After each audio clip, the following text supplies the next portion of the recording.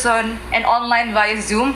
I heard we have a total of 190 participants on Zoom. So good afternoon, everyone.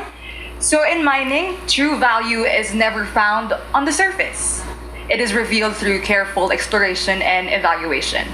The mining industry continues to play a vital role in driving economic growth, technological innovation, and sustainable development in our country. Today's focus group discussion brings together experts and stakeholders to share their insights that will deepen our understanding of the PMRC 2020 and its implementing rules and regulations. Our goal is to improve efficiency and reinforce responsible practices in the mining sector. We encourage everyone to please engage, ask questions, and connect with your fellow participants because collaboration and knowledge sharing are the foundations of progress in our industry. So without further ado, may we call on Mr. Ramon S. Monzon, President and CEO of the Philippine Stock Exchange, to give his welcoming remarks.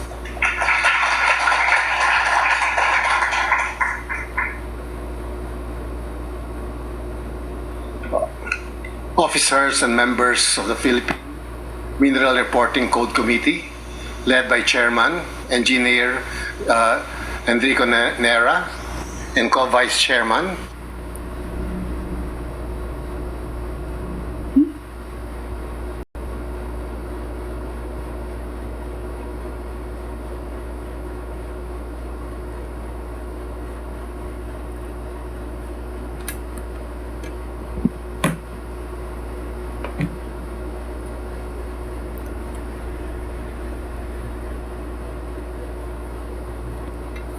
Wala lagi. Sugay man din yung kuan. Recording tackle in progress. the PMRC and its implementing rules and regulations, which were approved last January 2025. As they say, better to do it late than to never do it at all. And I'm happy to note, I just heard from Kat that there are actually 192 online participants for this afternoon's group discussion, a very well attended event. There couldn't be a more auspicious time to hold this discussion, given that mining has been on the spotlight with a surge in the price of precious metals, with gold and silver extending its upward momentum and reaching record highs just a few days ago. Our mining and oil index at the exchange reflected these gains as it rallied 92% in 2025. Year to date, it is up another 27%, and year on year, it has soared 151%.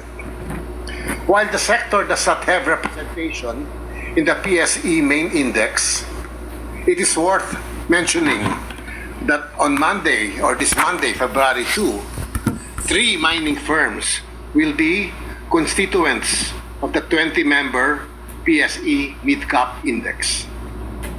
This renewed interest in the sector means that more investors, including those investing in mining companies for the first time, are going over and will go over the reports you filed and will be filing. This underscores the responsibility of each listed company to foster transparency by providing complete and accurate information in their disclosures. Comprehensive and detailed reporting is an inherent responsibility of publicly listed companies.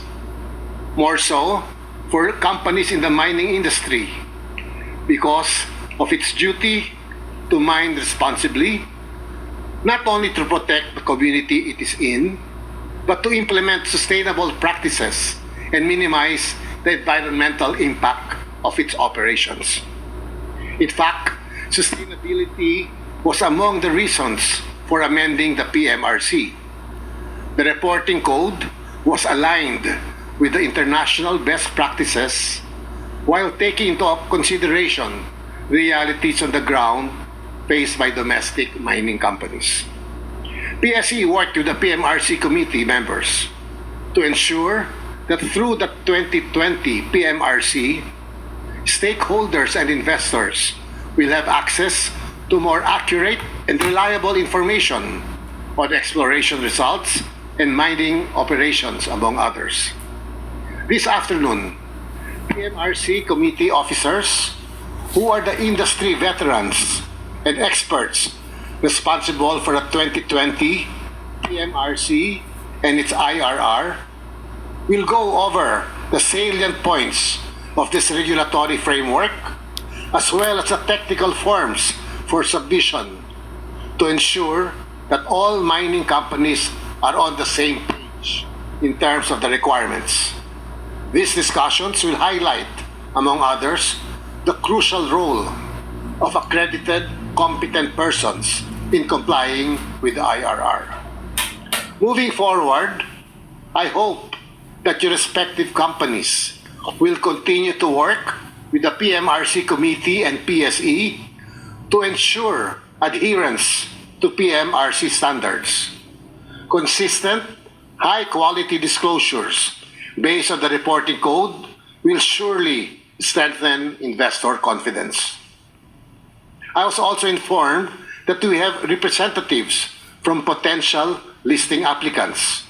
I hope this session will provide ample guidance, as listing and disclosure rules will also be tackled this afternoon. I want to thank everyone for taking the time to attend this focus group discussion. Your presence is a testament to your support in upholding transparency and accountability within the mining industry and the capital market. I would like to extend PSE's gratitude to our resource persons from the PMRC committee, Mr. June Angeles, Engineer Eric Nera, and Engineer Mars Bolaño, for sharing their time and expertise. I wish you all a productive session ahead and a happy and restful weekend. Thank you. Thank you so much, Mr. Monzon. To set the groundwork, let us begin with an overview of the PMRC and its implementing rules and regulation. Let me introduce our first speaker. Mr. Ciceron A. Angeles Jr. is a geologist with over 45 years of experience in mineral exploration for precious and base metals and exploration across Asia and Australia. Presently, he serves as Treasurer-elect of the Committee for Mineral Reserves International Reporting Standards. And he is also the co-vice chairperson of the PMRC Committee. Without further ado, let's give a warm round of applause for Mr. June Angeles.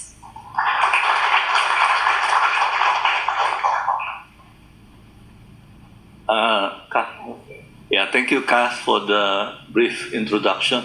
Good afternoon, everyone, President Ramon, and all the PSE people here, as well as representatives of mining companies and future maybe applying for IPOs. So what I'll do now is this is the one that will introduce it is an overview of the whole code, which is the Philippine Mineral Reporting Code. And then, of course, this was approved by the SEC in 2021. And now the IRR finally has come out last year, January last year. So let me start. Can you see? Okay. Where should I point? No, not here. There.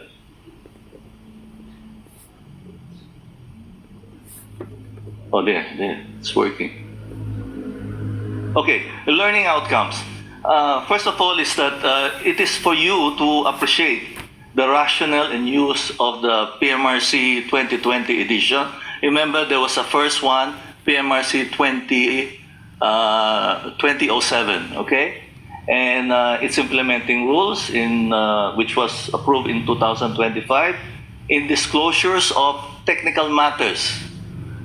When we say technical matters, I will explain that later, and other associated requirements of the Philippine Stock Exchange. And the main point of this forum is really the second learning outcome, so that you will be aware that PSE is requiring PMRC 2020 compliant, very big, voluminous technical reports, which we call TR1, TR2, TR3, by January of next year, as well as incorporating technical matters in the company's annual and quarterly reports, which is already mandated since January of last year. Okay, so what will I talk about? What is PMRC? What is PMRC committee and what is CRISCO? What's the difference between public reports and technical reports? What triggers technical reports? Other mandatory reports that are very important for the issuers, and then about the governing principles of PMRC, and then what is the change from the first edition 2007 and the second edition 2020, and the do's and don'ts of the PMRC 2020, and then what is the responsibility of the issuers of the companies versus the accredited competent persons. And then figure 1, which is a very important one, adopted by all CRISCO members. And then we talk about the IRR. And then we go to conclusions.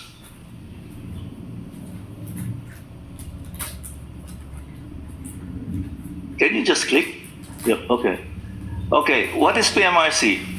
Well, PMRC is the set of minimum standards, recommendations, and guidelines for 5 items. 1, exploration results, exploration targets, mineral resources, mineral reserves, and metallurgical assessment and design.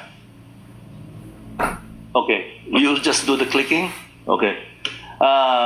So it's limited to what we call solid minerals. So hindi kasama anything that is gaseous or liquid, like oil and gas, geothermal, and water. There are different standards for those. Next one. Okay, so what is the current edition? Now, we're talking about PMRC 2020, no longer PMRC 2007, which was approved by the SEC in 2008. And the IRR approved last year. Now, the PRC standard reporting is required by all PSE listed companies. That was in the first edition, but now in the second edition, or in the second IRR, is that it is now required for all listed non-mining companies with unlisted mining subsidiaries. So basically, it's more encompassing right now. So yung mga nagtatago, malalantag. Okay, next one. Why is it important to the minerals industry? Well, one, it protects the investors in mineral exploration and mining. There has been a big push on very good reporting standards ever since Busang. Busang was the big scandal in the Guinness Book of Records in 1997. It was in Indonesia. It was by a Canadian junior and sadly run by Filipino people, okay, geologists. And it created a scandal wherein about $2 to $3 billion were lost and destroyed almost the value of most companies in Asia and affected the whole world. So from that on is that the major countries like the United States, Australia, Canada has pulled up and then created world-class reporting codes. And of course, to protect the capital markets like the Philippine Stock Exchange from fraudulent practices. And then the third one is that to have a common understanding of reporting mineral assets. So not only for the stock exchange, but including, let's say, those reports being given to MGB, and also those, let's say, in the academe and the government, trying to understand how much resources, how much reserves, and even to the United Nations, that there we have a common language that we can communicate how much resources and reserves is contained in one country. Okay, next slide, please. So, what is PMRC committee now? PMRC 2020 and its 2025 IRR had been drafted by this committee, the PMRC committee, and it was finalized by the stock exchange and then approved by the SEC. Now, who is the PMRC committee? Next one, please.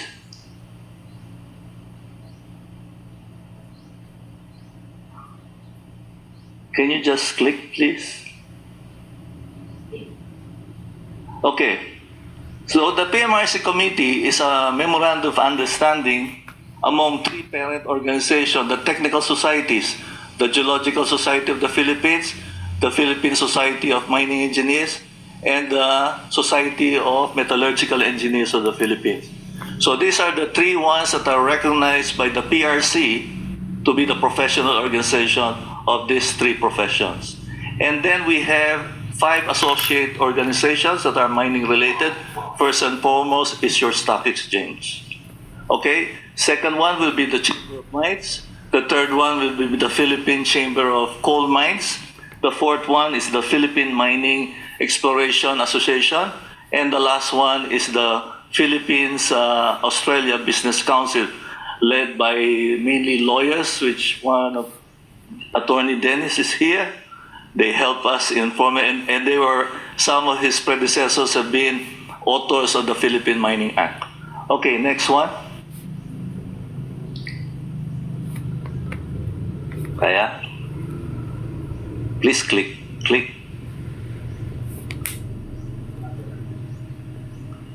Ayaw. Hindi niyo maklik dyan?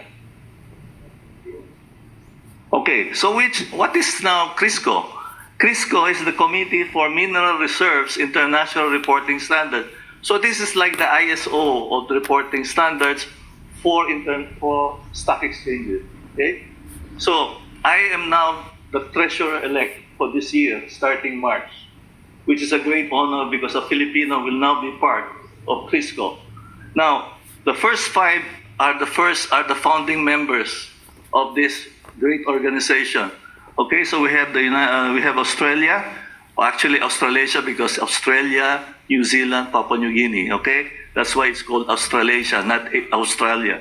Okay, and then we have Canada, South Africa, United States, and what we call the PERC or Europe. Okay, those were the first 5 founding, and then soon more members have joined them. And finally, the Philippines as the 15th member in 2025, because we got SEC to approve PMRC 2020, which is now at par with all these international codes. And the last one was approved. China came in last year. Okay, so CRISCO is an independent task force of the International Council of Mining and Metals, ICMM, which is CEO-led council promoting best mining and ESG practice. Okay? And then, next slide. So, the CRISCO family of codes is used by 80% of the world capital of mining companies are using the CRISCO family code. So the Philippines now is at par with all of them. Hindi na nila pwedeng sabihin na hindi tayo kilala. We are now part of this big boys club. Okay, next. Okay, so where are we now? So here are the list of the 15 now. Wala pa dyan ang China. This is not yet updated. So basically, you can see the Philippines, we have the PMRC 2020, right? So may mga nauuna na. Basically, everyone is trying to become the best. And right now, we can see there that it is Colombia, but actually last year, Russia have submitted their updated one, which the CRISCO is still trying to analyze whether it's okay. And then we hope that George, which as you can see, Kulela, is still doing it for the last 5 years. But once they change, because JORC is the mother of all reporting codes, sila nagpasimula. So whatever they do, we have to consider them in CRISCO, and soon enough, PMRC committee has to join in. So maybe in 3 years, we have to revise again the code so that we are always at par with international reporting codes. Next slide. Okay, so now let's differentiate. Public reports in the stock exchange eyes is different from what public reports is in the PMRC code. So in the public reports only refer to things that are being disclosed that are of technical in nature. So they are really what, those 5 things, right? The exploration results, exploration targets, resources, reserves, and metallurgical assessment. So that is what we call public reports in my presentation, not those that are non-technical. Okay, now what is the meaning of technical report? Technical report is a defined term in the PMRC 2020. It is a voluminous report on 3 aspects. One is really like geology and mineral resources. The second one, TR2, is about mineral reserves, declaration, economic evaluation. And then the third one is all the metallurgy that goes in with it. So just remember, public report is the major one. It includes even company releases in websites.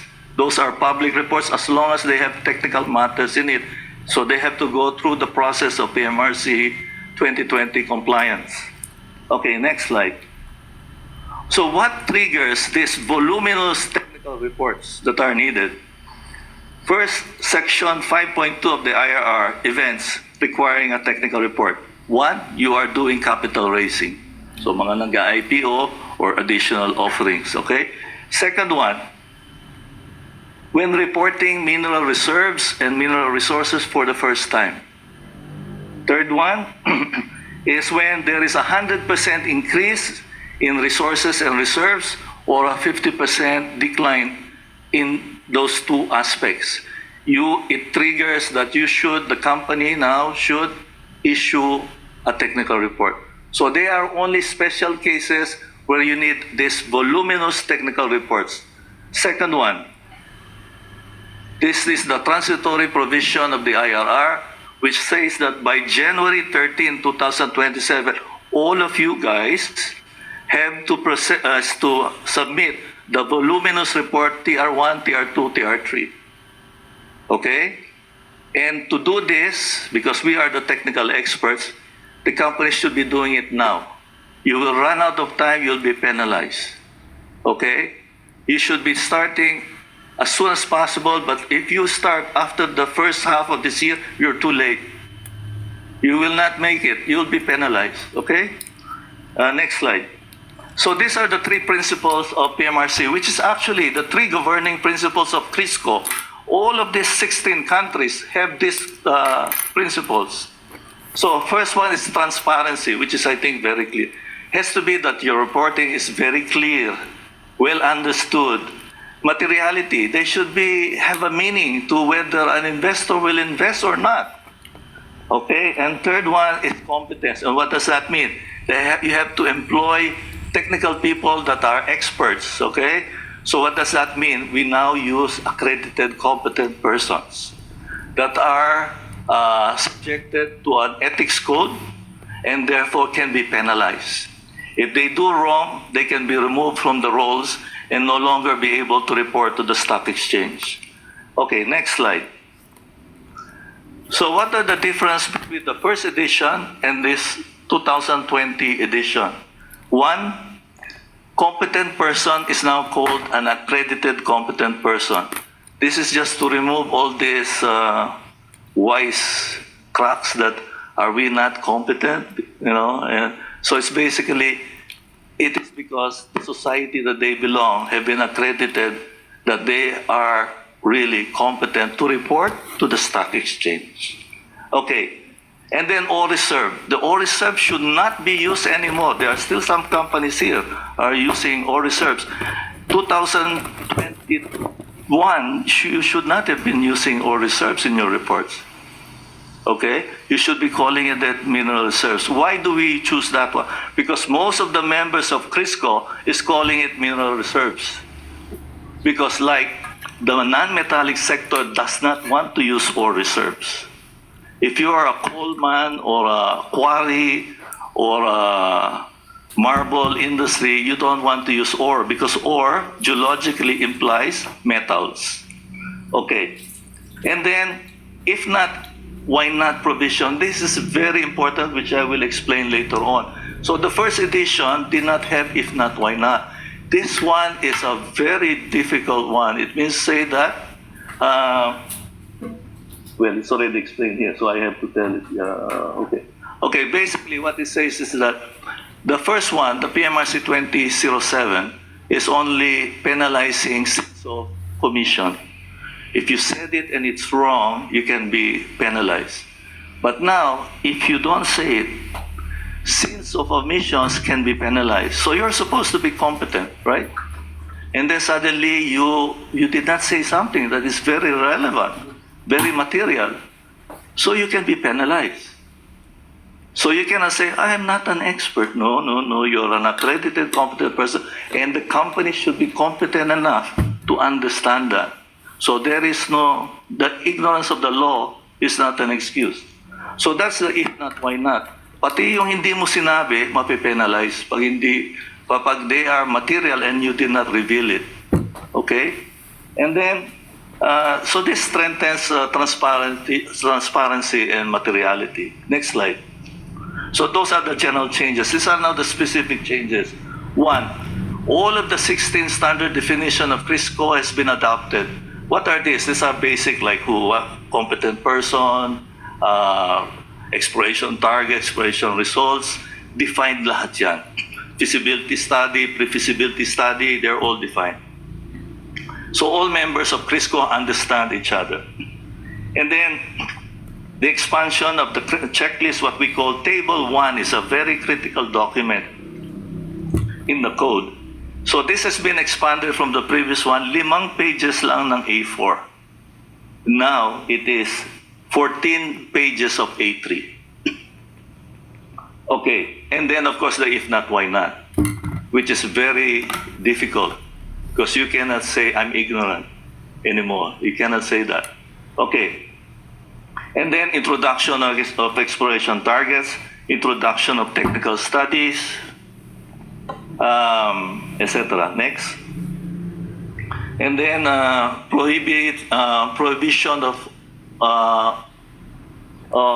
in situ or in-ground valuation. Ano ibig sabihin doon? The companies cannot put on a news release saying that we have $1 billion worth of without saying the resources reserves in detail.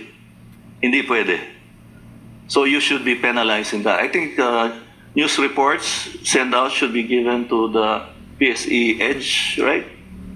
So although they are not being looked at by PSE, but you can be penalized if you have sent a miss just to raise your share price. You send in saying that you have $1 billion of money on the ground without saying a feasibility study or a feasibility study and the details of the resource reserve. Okay, and then addition of non-technical aspects have been added.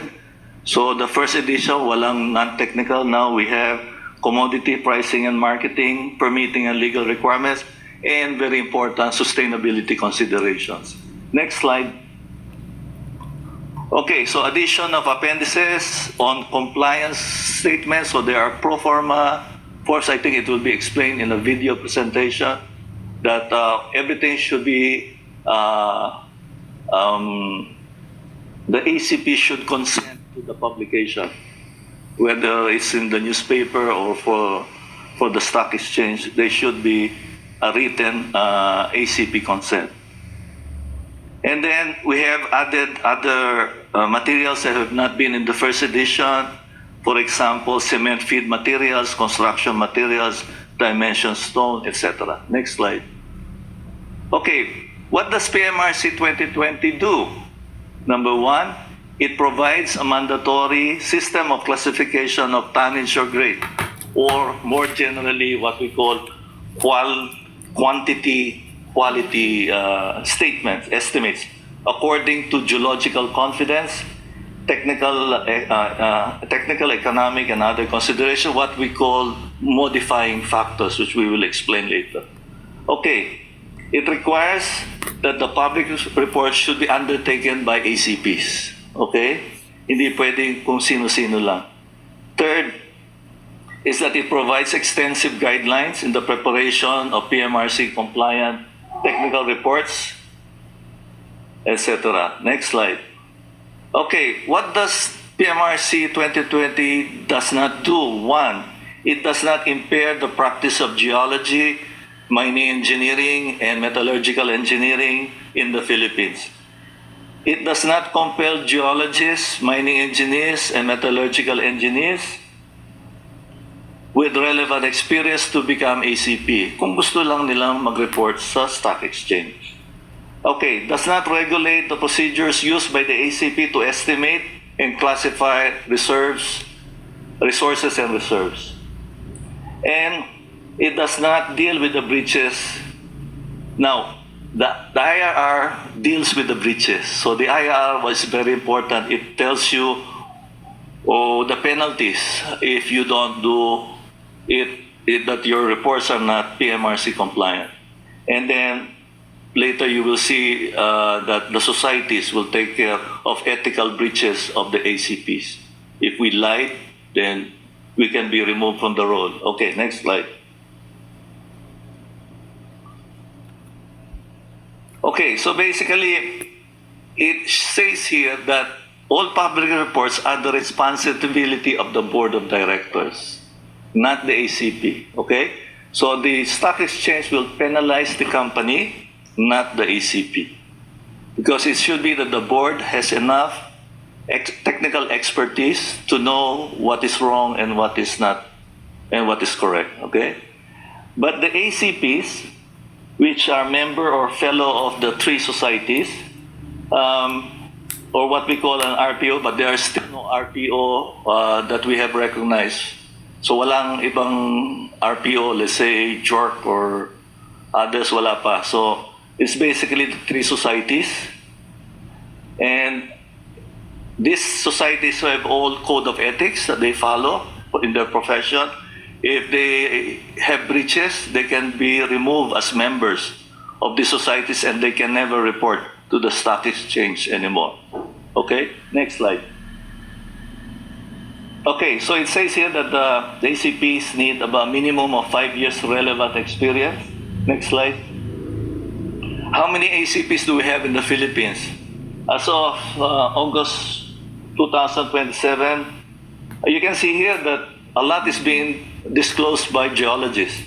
Exploration results, exploration targets, mineral resources. The mining engineer takes care of reserves, and the metallurgical engineer takes care of metallurgy. So the GSP has right now about 60 active ACPs.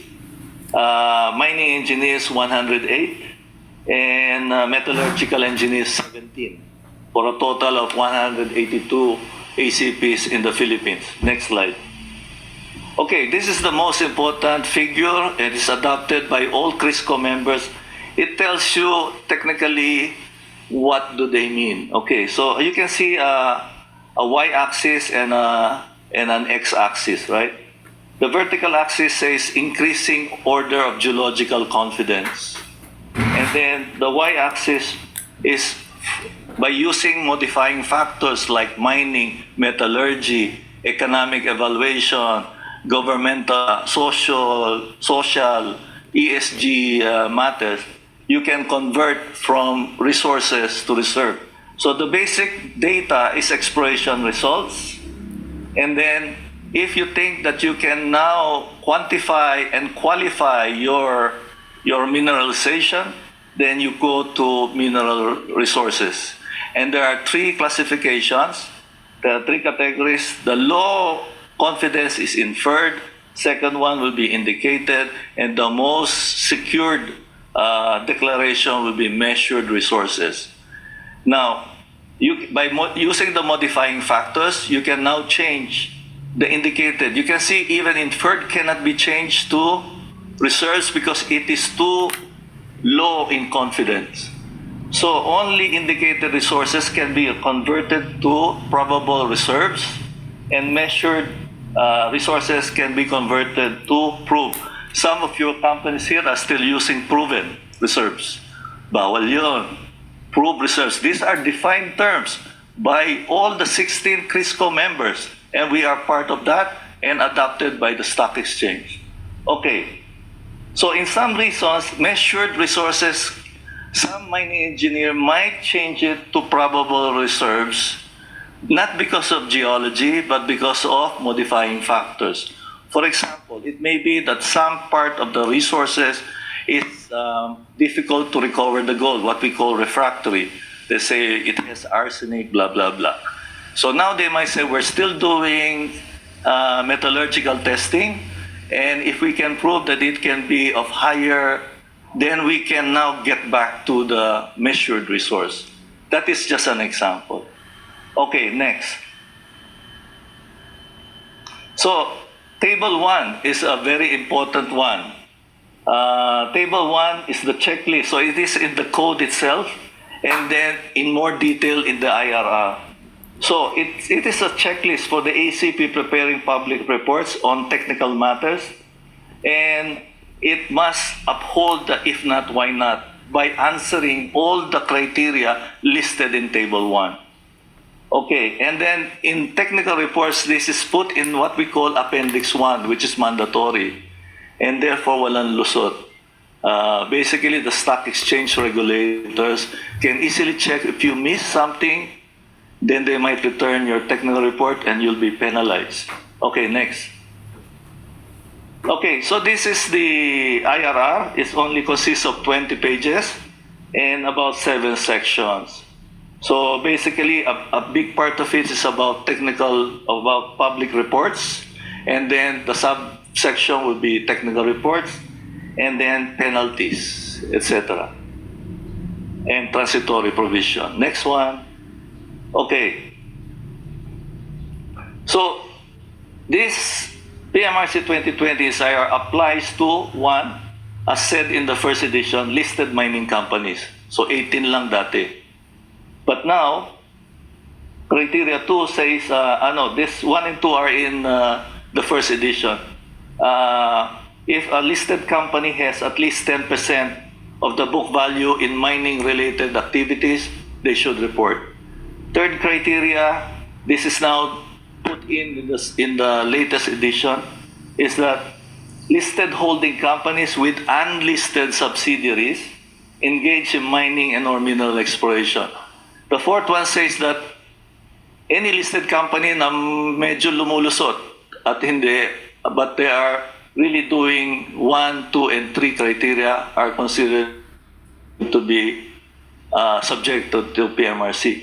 And the fifth criteria is basically, I guess, the PSE and SEC were saying that if suddenly a company says, oh, we did not submit the reports because we don't think we are part of it, and then their department in disclosures would say that, no, you are included. So that fifth will put them in big trouble. Okay, next slide.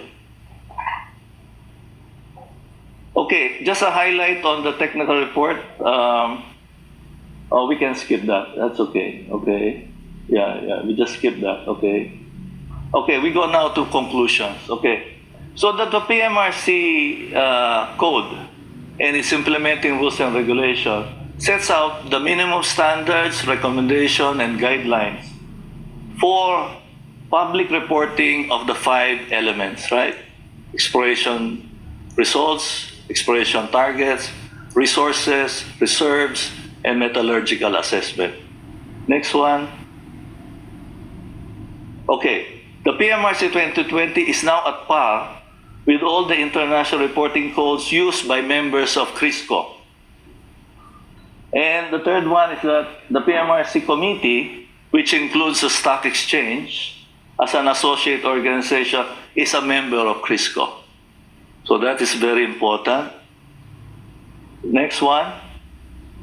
Because of that, PSE now is at par with all the international exchanges for mining. Next one.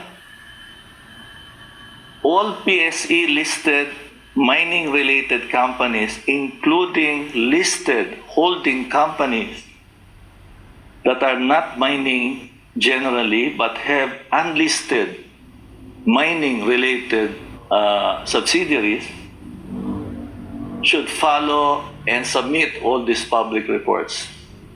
First one that is very urgent is that you should now be preparing this year your technical reports. To give you an idea, one company will just submit one annual report and 3 quarterly reports, which is on the last. But in technical reports, a company will be reporting on each mineral property. Okay, so a company may have 5 mineral properties in different parts of the country, either as their part of the company or subsidiary. They must submit a set of 3 TR forms, TR reports. So ang dami. If you don't start now, you'll be caught and you'll be penalized. Okay, the second one is of course the annual report. And this should already be, that annual report is the one that you know very well, which is the SEC Form 17A, right? But now it says that if you are doing mining or exploration, is that you should include the technical matters on the 5 aspects, right? Annual summary, not a full report, hindi makapal, a summary of what you think is relevant, transparent, and material. The third one is that you should be submitting 3 quarterly reports, as usual, pero usually financial matters lang, di ba? Which is the SEC 17Q. But should include exploration results, not the others, exploration results. Yung annual report will take in everything. But kasi ang mining company can only understand exploration results on a quarterly basis.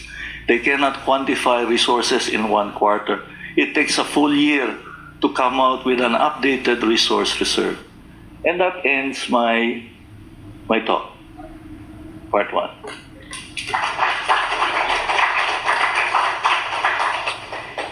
Thank you so much, Sir June, for the part 1 of your presentation, as what they said. It is a very insightful presentation. I myself learned a lot. We understand that you may have questions after hearing from Sir June, especially regarding the mandatory reports that you will be submitting on 2027, January 31st, as I saw some reactions when Sir June January 13, sorry.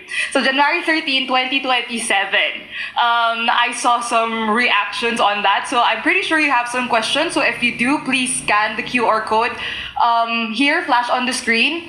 And for our on-site guests, we also place a copy of the QR code on your tables. Meantime, for our over 230 online guests, we will also be posting the QR code in the chat box. So now we've mapped the terrain, and now it's time to break ground. Regulatory requirements play a critical role in shaping how listed mining companies operate, report, and engage with stakeholders. As publicly listed entities, mining companies are subject to a complex framework of laws, stock exchange rules, and industry-specific regulations designed to promote transparency, protect investors, and ensure responsible resource development. Understanding these requirements is essential not only for compliance, but also for effective risk management, sustainable operations, and maintaining market confidence. To help us better understand the intrinsic value of listing and to delve into the core of PMRC, please watch this short video.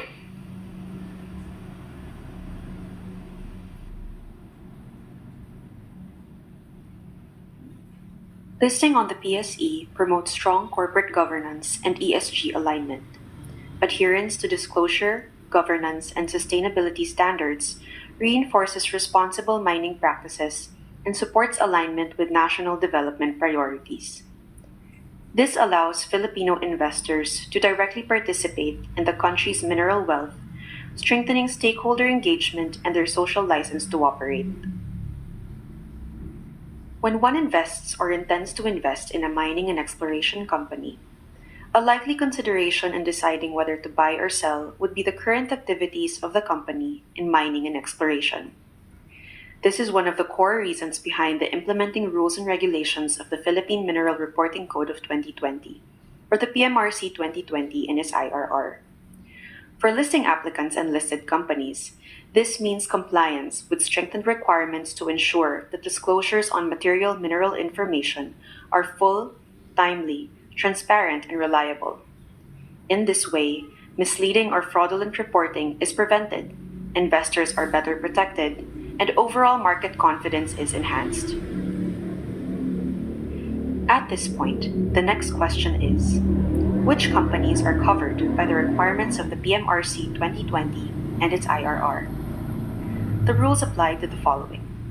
Number 1. Companies whose primary purpose includes engaging in mining operations and/or mineral exploration, whether or not they are currently engaged therein. Number 2. Companies classified under the mining industry. Number 3.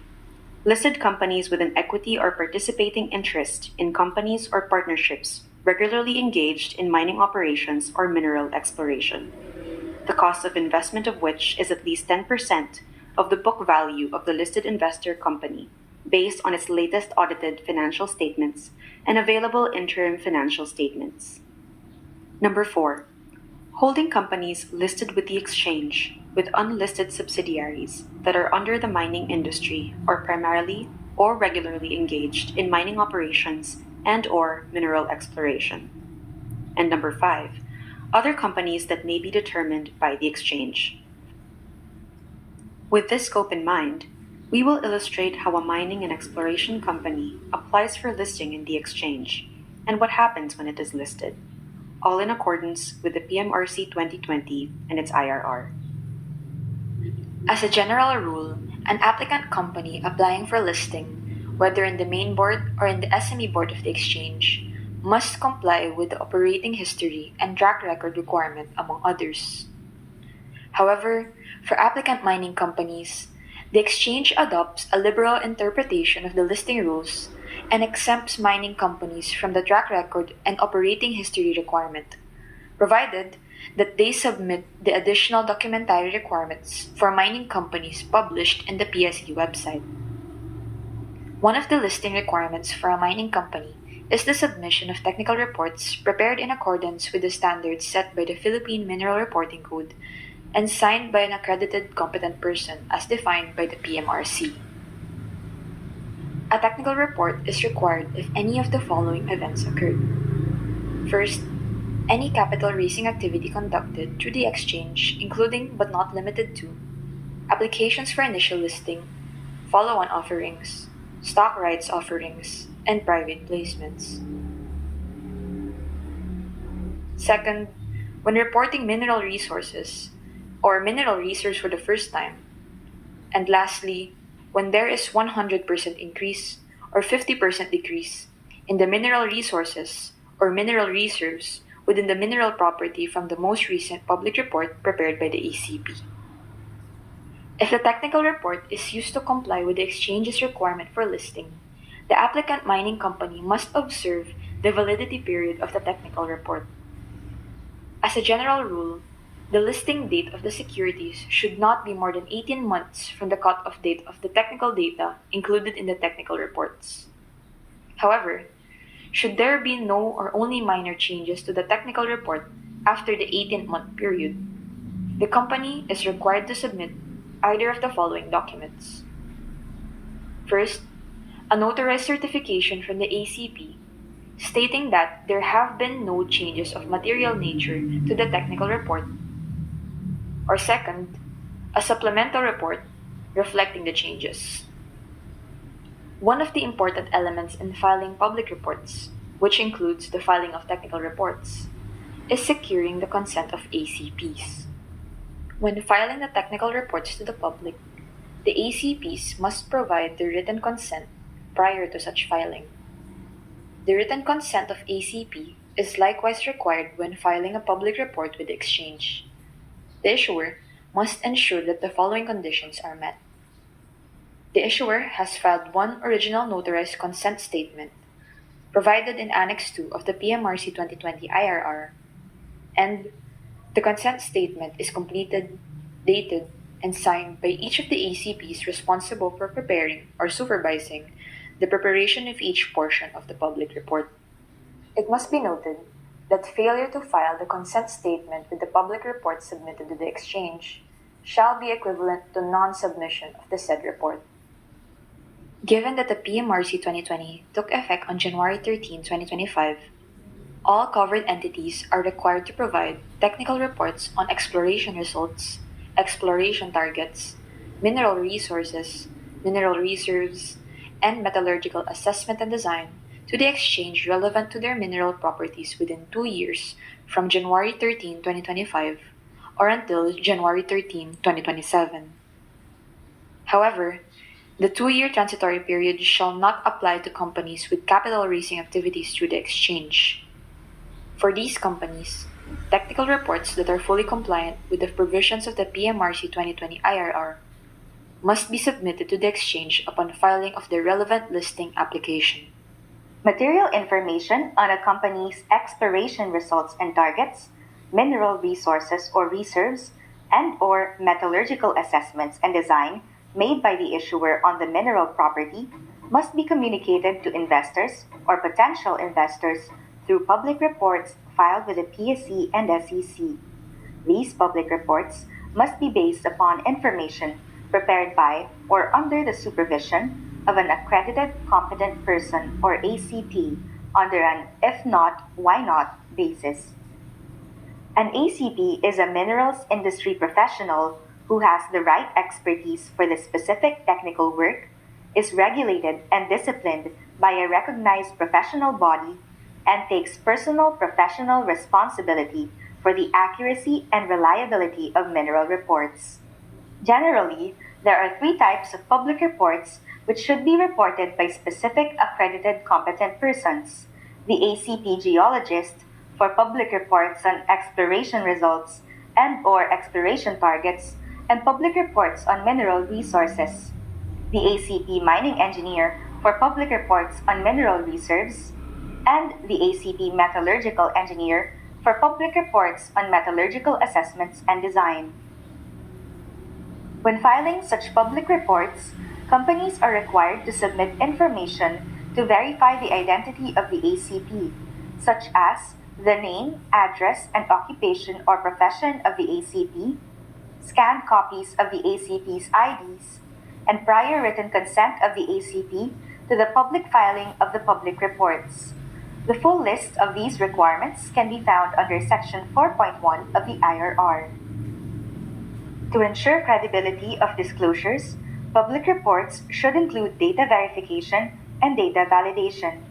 Accordingly, public reports must contain the following: a statement by the ACP that they have conducted data verification and data validation of data disclosed, a description of how the data verification and data validation were undertaken and any limitations on the process, and, if data verification and data validation were not undertaken, an explanation as to why such were not executed. Every listed company is required to submit an annual report and 3 quarterly reports within the deadlines set under Section 17.2, Article 7 of the Exchange's Consolidated Listing and Disclosure Rules as amended. For listed companies where the PMRC 2020 and its IRR apply, the following should be included in the annual report if applicable: an ACP geologist's report on a summary of the exploration results and exploration targets, if any, during the fiscal year; an ACP geologist's discussion on the mineral resources in the company's mineral properties; or an ACP mining engineer's discussion on the mineral reserves in the company's mineral properties. Clause 18 of the PMRC further details the requirements of these reports. Meanwhile, for quarterly reports, a summary of the exploration results generated during the applicable quarter as reported by the ACP geologist should be included. Public reports are required to discuss sustainability considerations. This includes environmental, social, health, and safety impacts that are expected during mineral exploration and development, mining operations, as well as after closure, and the mitigation and remediation plans to address such impacts. From the date of the effectivity of the IRR, environmental, social, and governance considerations may be included in technical reports until the company is mandatorily required to submit sustainability reports using a reporting framework in accordance with the IFRS S1, IFRS S2, and any future sustainability standards to be adopted by the Philippines by the SEC. The IFRS compliant sustainability reports serve as the baseline of sustainability disclosures. Finally, it is important to remember that there are disclosures that are prohibited by the IRR. These include tonnage and grade of a mineral or contained metal not classified according to the mineral resource and mineral reserve categories stipulated by the PMRC 2020, historical estimates incorporated in current mineral resources or mineral reserves, unless the criteria stated in the IRR is met, public reports on exploration targets not in accordance with Clause 20 of the PMRC 2020, among others. Section 4.7 of the IRR provides the full list of these prohibited disclosures.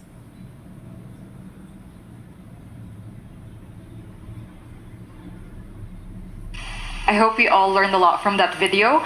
And now it's time to move on to another side of our map and to dig a little deeper. As mentioned in the information clip shown to you earlier, to ensure transparency, listed companies are required to submit their respective technical reports. Let us now drill further into the 3 technical reports or TRs that listed companies need to submit. To start us off the surface, we'll begin with TR1, the technical report on exploration results, targets, and mineral resources.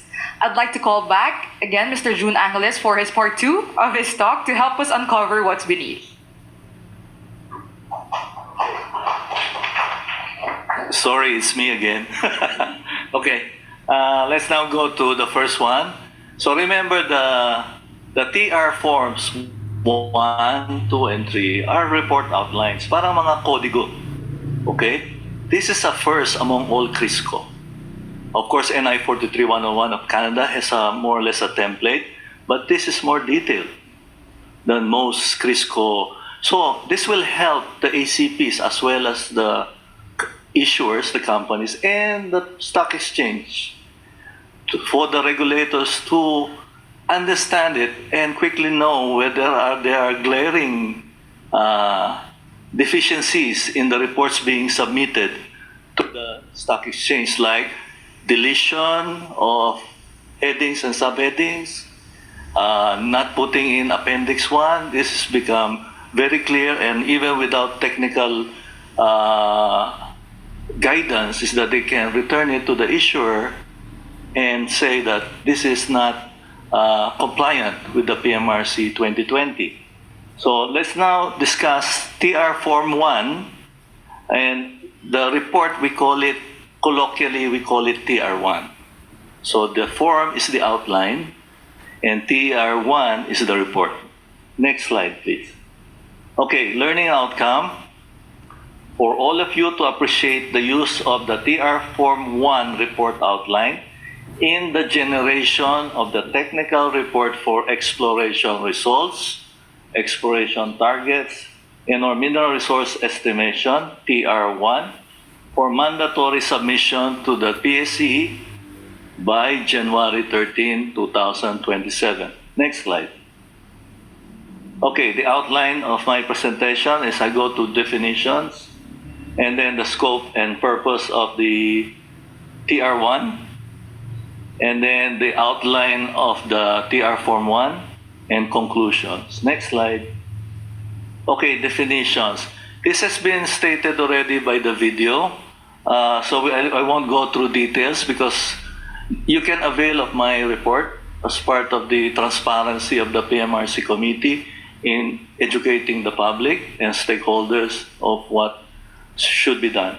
Okay, so data validation, data verification, these are being repeated a few times in the code and in the IRR because there's a need and there's even a certification by the geologists on mineral resources that I certify that they are valid data and that there are some limitations. So the ACP must state what he thinks.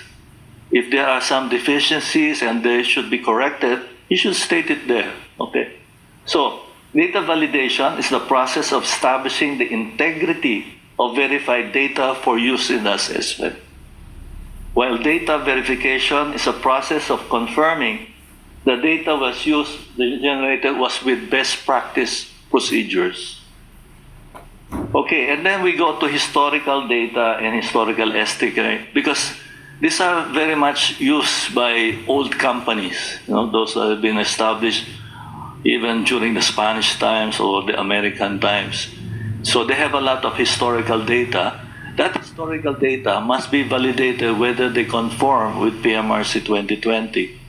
So they will forever be called historical data if they do not conform with the PMRC code. And then historical estimates are resources and reserves done prior to PMRC 2020 and should be validated if they want to be put into the current resource and reserve estimation. So hindi automatic that historical estimates can be included. If you cannot do data validation, data verification, walang QA, QC, hindi pwede. You have to redrill the deposit. You have to use statistics to show that the data acquired during the American times is valid today because those drilled in the 1980s and older do not have QA/QC. Walang standards, walang blanks, walang duplicates, walang M-ampere assays that were created, and maybe the data is lost. So if you don't have those, you have to redrill. So you have to use statistics to be able to incorporate all those historical data into the current compliant resource reserves. Next one. Okay, I will not go through this. At least you know that they are there. But they are also, of course, in the IRR and in the code. So, but just let me go through them. Exploration results, exploration targets, mineral resources. Ang isang always that being asked to us is, nasaan ang exploration target sa figure 1? Wala, di ba? Kasi it has never been defined by CRISCO. Okay? So I will explain how to go about that. Next slide. Okay, so lahat yan, no? So resources, inferred resource, indicated resource. Next one, the most confident resource will be the next slide, measured resource. Okay, so okay na tayo dyan, no? Let's go now back to the figure 1. Okay, I've flashed this and I said, if you have a hard time reading all the material, i-memorize lang nyo itong figure 1. If you memorize this figure 1 for technical and non-technical people, you are okay now, okay? You can go back to the detailed explanation. But you can see here, this figure 1 does not have exploration targets. Nasaan sila? So pati kami, nag-aaway minsan. Saan natin siya ilalagay? Should it be before exploration results? Or should it be between exploration results and mineral resources? Lo and behold, the JORC that is being updated is trying to figure it out. Next slide. Next click. Okay, that's where they put exploration target. As I told you, the JORC is one of the most established mineral reporting code in the world. They have about, right now in the update that they do, it's taking them 4 years. And there are about 250 contributors. They have 4 subcommittees on competence, etc., trying to come out with something that will be acceptable to the Australian Stock Exchange. So there's a lot of toing and froing of the updated code. So what they say now, remember this is still draft, so don't quote on me, but remember, we have extreme regard on JORC with respect to Crisco because they're using so much input. They're the best one working even in the stock exchange, next to the Canadian stock exchanges.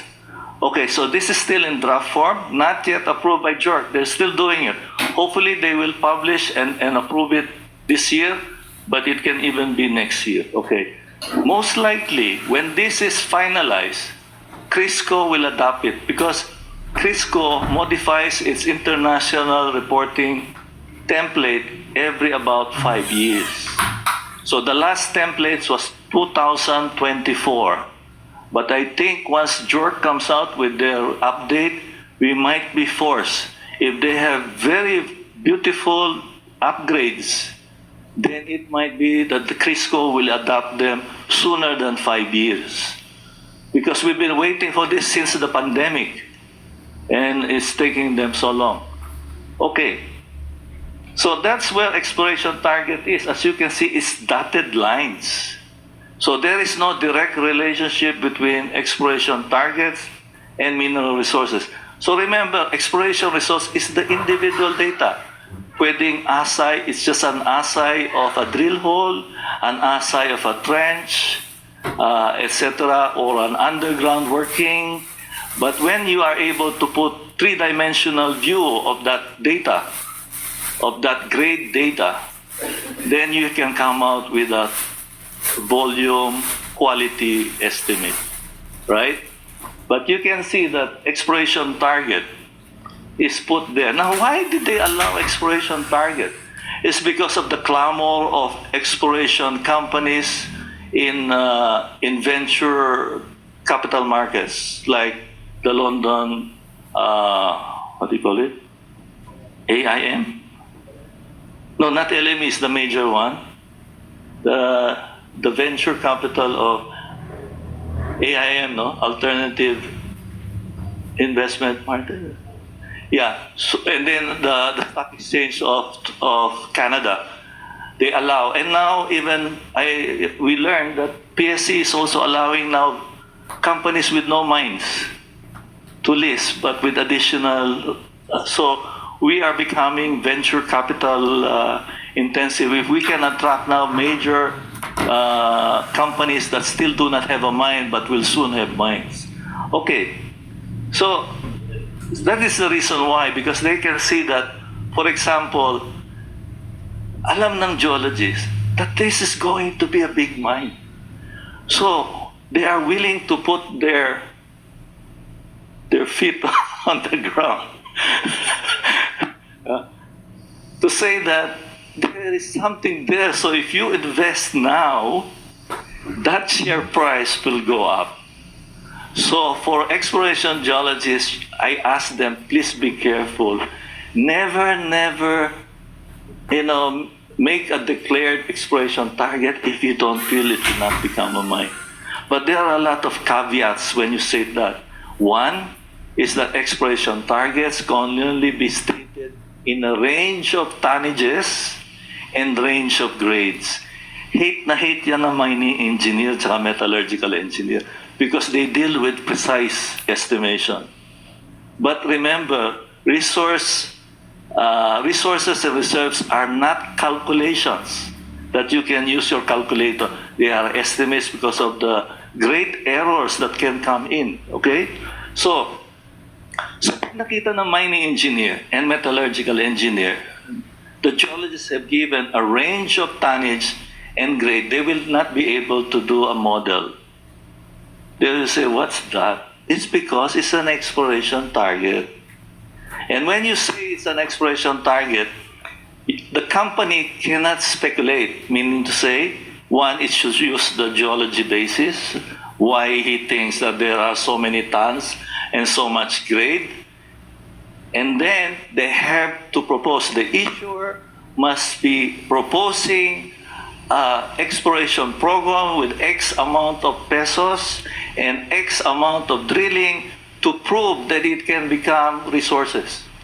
So You cannot state an exploration target that you don't have money to make a program that you can drill, and come out with at least inferred mineral resources by next year, basically. Or whatever is your statement that we will do it in 5 years or 3 years. So you have to state that. So the stakeholders and the shareholders will be looking at it and say, oh, 3 taon na. You have not poured a single peso into this. So were you fooling us? And even the stock exchange will be aware of that. So whenever there is an exploration target declared, the regulators should be very, very cautious that the exact code has been used the way they say it. They cannot be headline news in any news articles. They should be toned down to raise share price because they are based on very, very heavy assumptions. Ika nga sabi, gut feeling. So basically, the TR Form 1 is putting some guideposts to make sure that they are not very, very speculative. So there you are. So that answers, if you have the issuers asking, can we not put 10 exploration targets so that we can increase our share price? You can tell them, be sure that you have the money to have an exploration program immediately to confirm it. Okay, next slide. Okay, now we go to the purpose and scope of the TR1, the technical report on mineral resource exploration results, exploration targets, and mineral resources. One is that it is the basic technical report in all of these technical matters, and therefore it is a thick compilation. And just like all TR2 and TR3s, I've said it is per mineral property, not per issuer. Okay, so if the issuer has 10 mineral properties, they will have 10 TR1s. But it does not mean say that they will have 10 TR2s and 10 TR3s. As you can see, it's an inverted pyramid. Many exploration properties, and they come out to very few mines. Okay, as they say in exploration, the chances of finding a mine is about 1:1,000 worldwide. So for a geologist to be part of a discovery is a rare chance, okay? But mining engineers and metallurgists, they're always in that 1%. They become mines, okay? All right. Next slide. So TR1 forms the basis for the estimation of mineral reserves in TR2. So without TR1, the mining engineers cannot do anything. Okay? Second, TR1 can also help in TR2. Ang tinatawag namin geomet. Okay? Geology and metallurgy. It provides the geological and mineralogical parameters for the metallurgical assessment in TR3. Okay, next slide. Okay, this is just what it looks like in case you haven't yet looked into the IRR annexes. Medyo it's very busy, right? But I just want to show you that all mandatory headings and subheadings are in bold, normal typeface. And all the guidance or guidelines are in italics. So, and in small Roman numeral numbers or Romanet. So very clear, dapat the PSE should be aware that all of the bold typeface should be headings subhead and cannot be deleted by the ACP and the issuer. If they have been deleted, return the reports and they are already not in compliance. Okay? If it does not apply to them, then they should put a note. Does not apply to us because we don't have mineral resources yet. We are just doing exploration, right? Or we say we don't have Hindi, yun na lang kasi sa TR2 at TR3 pa yung iba. So, basically ganyan. It's very busy. Kodigo, grabe. Even students can use this. Even government geologists can use it. We have formulated them. They're very comprehensive. Okay? Okay, now we go to a more clearer, let's say less detailed TR Form 1. So, we go down. These are removing all the guidelines, yeah? So these are the mandatory headings and subheadings. Una, you should have a title page. Next one, you have a notarized ACP consent form and consent statement and certificates. And then you have executive summary. The executive summary should be in such detail that presidents of companies can read it in full, clearly, including investors, advisors, can read it, and then if they want to look at the details, they go through the body. Okay? And then, table of contents, and they have introduction. It gives you the purpose and scope of the work. And then here, just look at 1.5. It has qualification of ACPs, key technical staff, and other experts.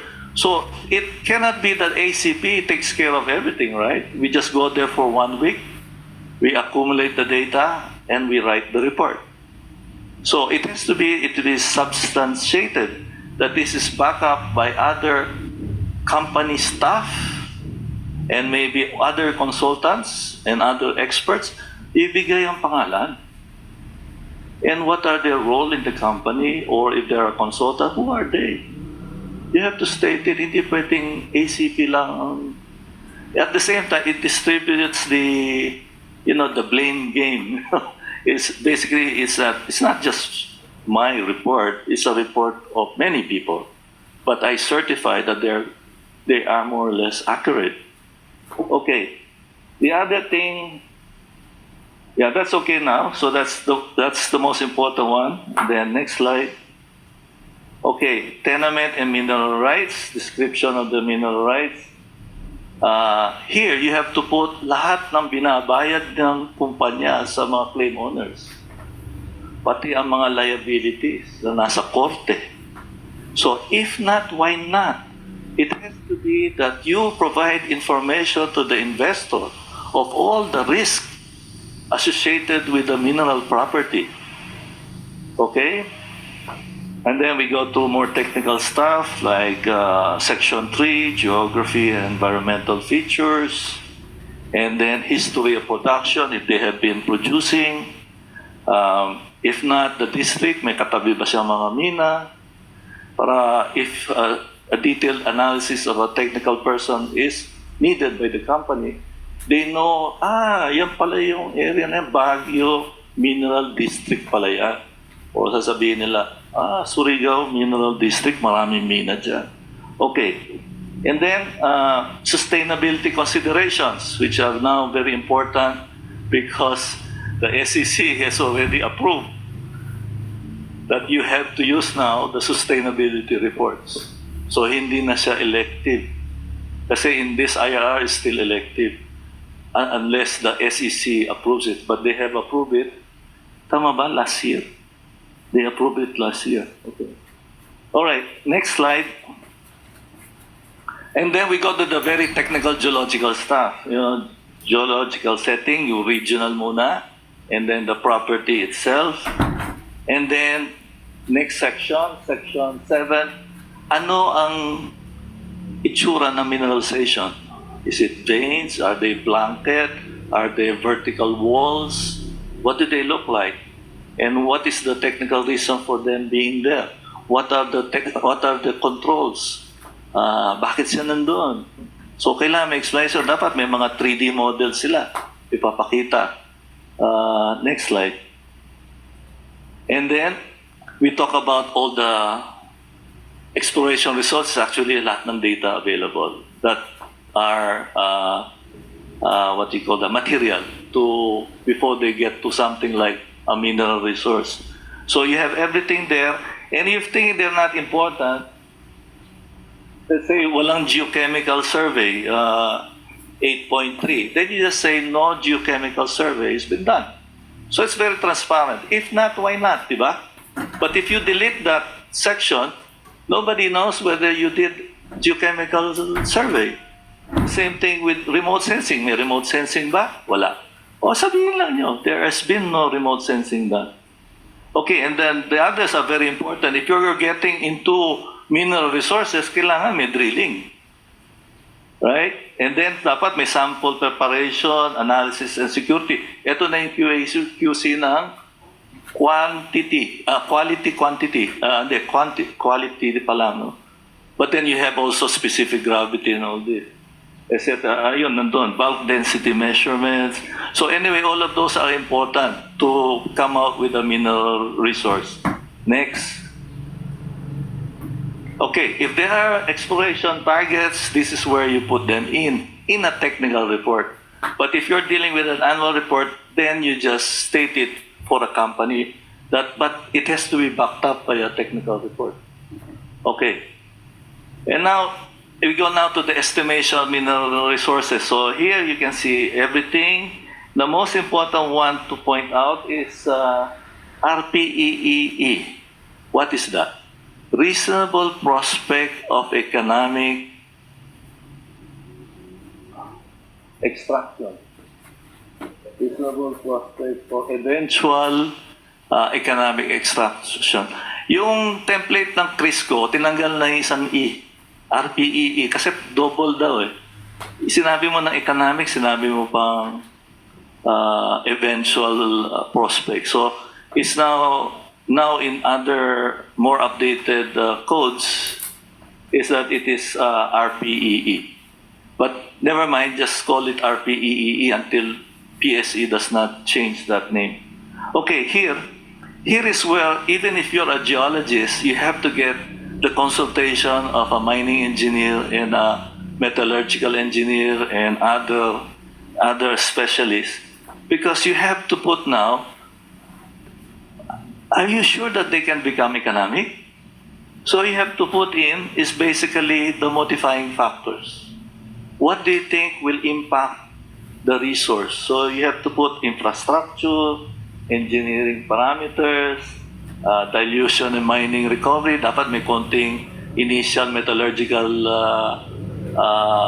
testing, etc. Okay, next.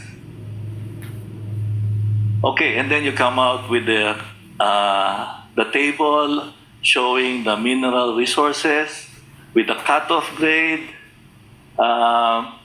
etc. And then, of course, you go to discussions and conclusions. Let's remember that what you put in the discussion should be first discussed in the previous section. Yung iba biglang diretso na lang. Sinabi sa discussion, wala naman sa katawan ng report. Hindi pwede yun.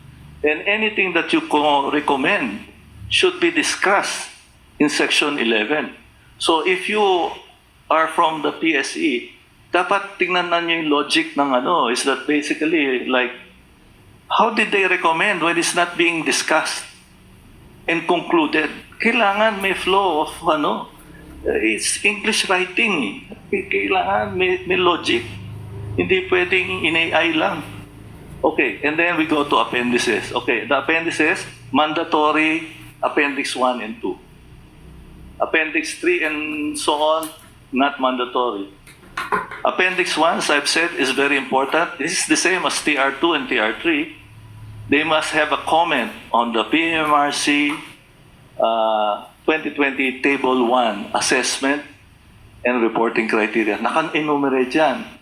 So, hindi pwedeng may tatanggalin ng issuer.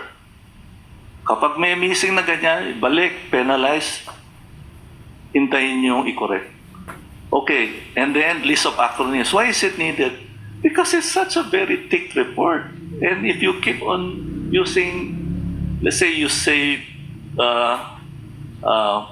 PSE, after a while you don't know what is PSE. So they can go back to the list of acronyms. This is logic for legal writing. Tama ba yun, Attorney Dennis? Acronyms are very important and very lengthy documents. And that ends my talk on on that one. Thank you very much. Thank you once again for your insights, Sir June, for that very comprehensive discussion of TR1. And now let's pause here for a short break. We will reconvene in 10 minutes, so feel free to stretch, chat, and refuel and use the restroom. See you in a bit.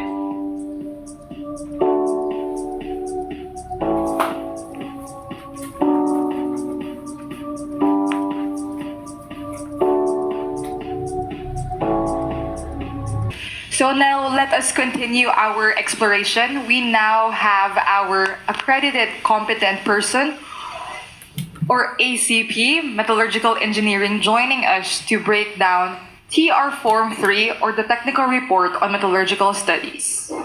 Allow me to introduce him. Our second speaker is a seasoned professional with over 4 decades of experience in mineral processing of copper, base metal, gold design, and development of flotation reagents. He is the chairman of the PMRC committee and a member of the Technical Committee for Metallurgical Engineering of the Commission on Higher Education. Without further ado, let me turn over the mic to Engineer Enrico C. Nera.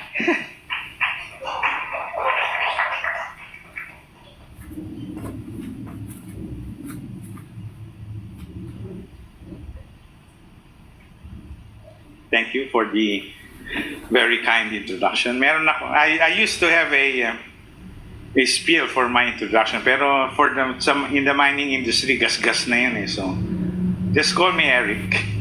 Sir Eric to some. So, I'll be taking up Technical Report Form 3, the Metallurgical Studies, but I won't be discussing the technical report in the actual form, because you can just read it. Okay, I'll be discussing more on the what and the why. Why do we need a metallurgical assessment, especially for mines that have processing? Saan ba tuturo to? Okay, so what do we expect from my brief presentation? Is to identify the key considerations of metallurgical studies. What does metallurgical studies contain? What do they take up? And, understand the roles of each key element in the overall reporting code. How does it affect your resource estimation, your reserve estimation? Appreciate the role of the metallurgical engineer in the crafting of the metallurgical studies, or TR3. And of course, recognize and understand the risk and disclosure issues in TR3 reporting. If you misdeclare something, what could happen? Doesn't mean that the company will close, but maybe the company will lose some money, and the ACP loses his job. Too bad.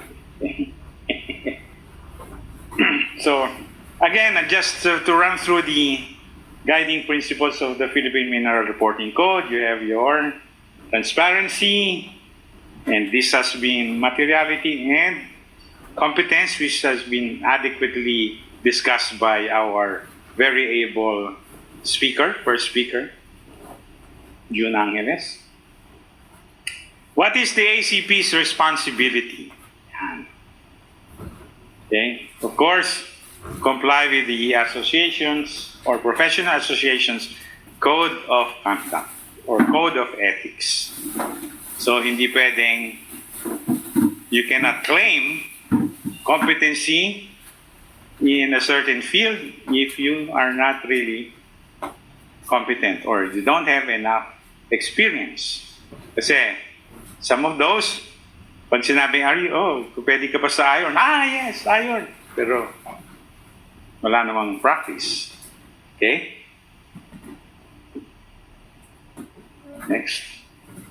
Perform work in your area of competency and be honest, fair, and objective. Again, simple rules and follow industry best practices and standards. So how can you follow the best practices if you're not practicing? Bale, industry is best non-practicing. Yan ang mangyayari. Okay? That's why we accredit our ACBs. And most important, perform due diligence and validation of technical data. If you were presented, sir, 85% recovery, you don't take it as a face value. You look at the report. Okay, is it believable? Or look at maybe even perform another test. Tignan nga natin kung ma-duplicate natin. If you cannot duplicate with the same condition, medyo mag-isip-isip tayo. Okay? And clearly report material risk understandable to investors. So there will be a section here that I'll be discussing risks. If you misdeclare a metallurgical report, anong consequences? Check disclosures for risk of being misinterpreted. Pag sinabing 85% recovery pero first stage lang pala yun of the process. There's still another stage that you lose 10% of the metal. Hindi mo dineclare. So again, the company, bakit 75% lang recover natin? Because it was not declared. Okay. So again, this is the Bible. Dapat to kahit nakapikit, kabisado ng ACPs. Okay? Now, why did I repeat this? Okay? Conversion of mineral resources to mineral reserves. A mineral resource stays as a mineral resource, basically valueless, until you put the modifying factors, the mining. And in our part, for technical fee, we take care of the metallurgical, economic, marketing, and some environmental. Because we extract, we produce the waste material, pwede bang itapon sa ilog. Not the ilog, but what are the risks when you store your waste material? May cyanide ba yan? Okay, may mercury ba yan? Although bawal na gumamit ng mercury, pero meron pa rin mga small miners that use mercury. I don't know where they buy it. Certainly not in mercury drug, but so these are the modifying factors that as a metallurgist, we have to make the proponent aware. Okay.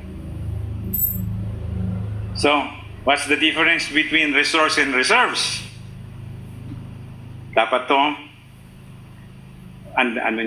you have to be able to understand this. Okay? One word. Viability. If a resource cannot be viable, it stays as a resource. If it cannot be mined, it cannot be viable. If you cannot extract the valuable minerals from your rock, it's not viable. So the word viable, root word, capable of working successfully, feasible. You must be able to get the value. Okay? Viability, if you cannot sell your product, is it viable? Walang bibili. So again, your resource remains as a resource. So the proposed mining investment is economically viable. For it to become economically viable, it has to be technically feasible. So yun ang those are the terms that are governed. Okay. So the role of a metallurgist is to ensure that the mineral resource is viable to be considered as a mineral reserve upon applying the metallurgical modifying factors. Paano yung mining? Well, if it can be mined, but still you cannot extract the metal. Okay, for example, a copper, I just worked with a deposit that it has oxide copper. Wow. Ano lang, acid leach lang yan. But it turns out that the mineral cannot be leached by acid. So wala na. You might have 1% of the mineral or the copper, but there's no acid that can dissolve it. You cannot float it, you cannot extract it. Therefore, it's worthless. Even if it can be mined, sabihin natin stripping ratio 1:1, but still you cannot extract. Again, viability. Example. So, board exam question. A mine has a direct shipping ore containing 64% iron and 3% phosphorus. The standard maximum percent phosphorus for iron ore processing is 2%. Can this material be classified as a reserve? Oh, taas yung sabing yes, taas. Taas ang kamay. Okay, remember, it contains 3% phosphorus, but the requirement is 2%. Therefore, you are not able to sell this. Therefore, you cannot classify it as a reserve because you are not able to sell. Economics, marketing, walang bibili ng product mo. So, 10 minutes, okay. Next. What if a smelter says, okay, bilhin namin yan, may 3%, kahit may 3% phosphorus. Now, can the material, the resource, can it now be classified as a reserve? Yes, because you can now market it and earn money from it. Okay. Is a metallurgist needed in the ACP report? Maawa naman kayo sa amin. Yes, because it's the metallurgist who will certify that there is a smelter that is willing to process. Titignan niya, bakit kaya niyo yung 3%? What did you do? So he will be the one certifying, this can be processed. Okay? And then you can now classify it as a reserve.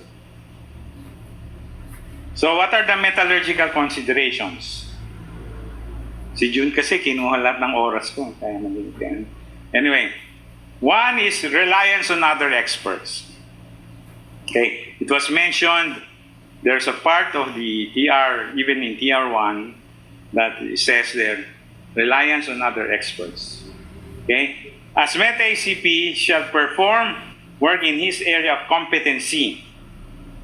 Here we defined in the SMEP, the Society of Metallurgical Engineers, we defined that a metallurgist should have at least 5 years experience relevant to the subject matter being reported. So if it's copper, gold, iron, okay? 10 years of experience in a specific process. Remember, the mineral and the process, it comes together. You have to have sufficient experience in extracting the mineral at a certain process. Okay? So, flotation, if you have 10 years experience in flotation, any process, any mineral that you extract via flotation, you become an ACP. Okay? Anuhin natin? 10 years of experience in a specific mineral or metal. if you have 10 years experience in gold, okay, regardless of the mineral process or extraction process, then you can be identified as an expert in gold. Okay.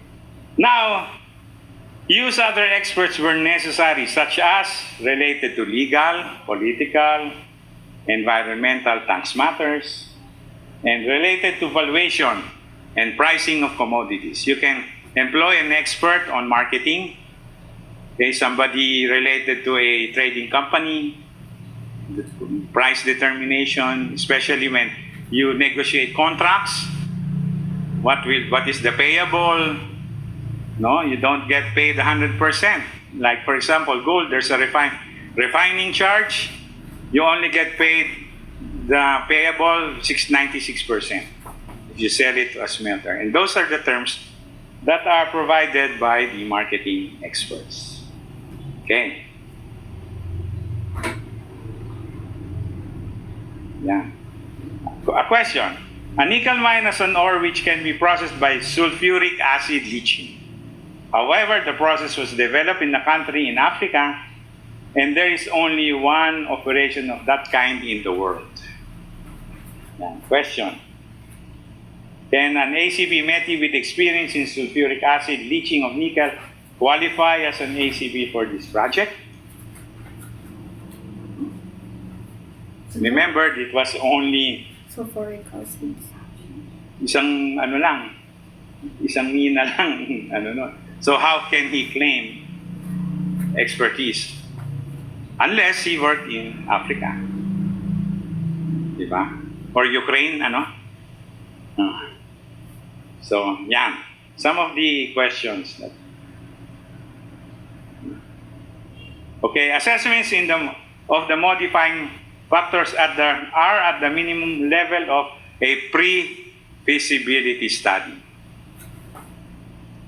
So you must have done some level of studies to be able to accept 85% recovery to. Sasabihin, how many tests did you? Isa lang. Pwede ba yun? Is that allowable for a pre-feasibility study level? At least you should have done repeatability test. Okay? What various grades have you tested? The effect of ore variability. Okay. So important is the minimum level. Okay. So what are the metallurgical inputs that will determine the viability of the resource? Okay. Pass through na lang natin to. Okay. Most important, net revenue is equal to gross revenue minus the cost. Therefore, importante that the metallurgist must be able to identify or quantify the costs of extracting para alam natin yung viability. And, of course,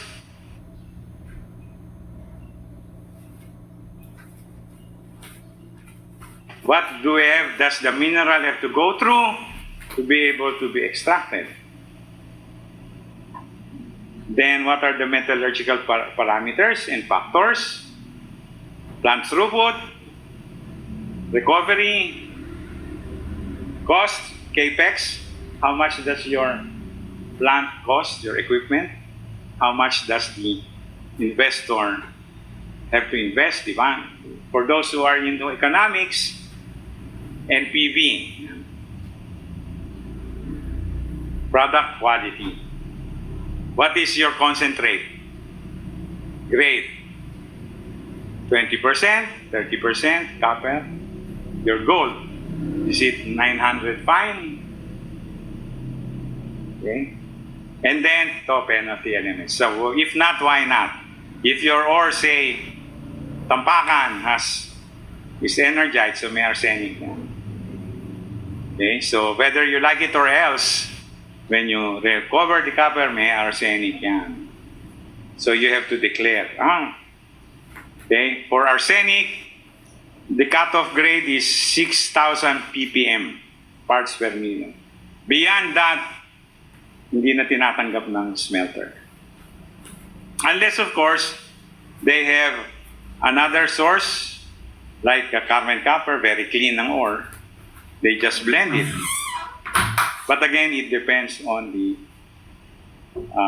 trading company that you're dealing with.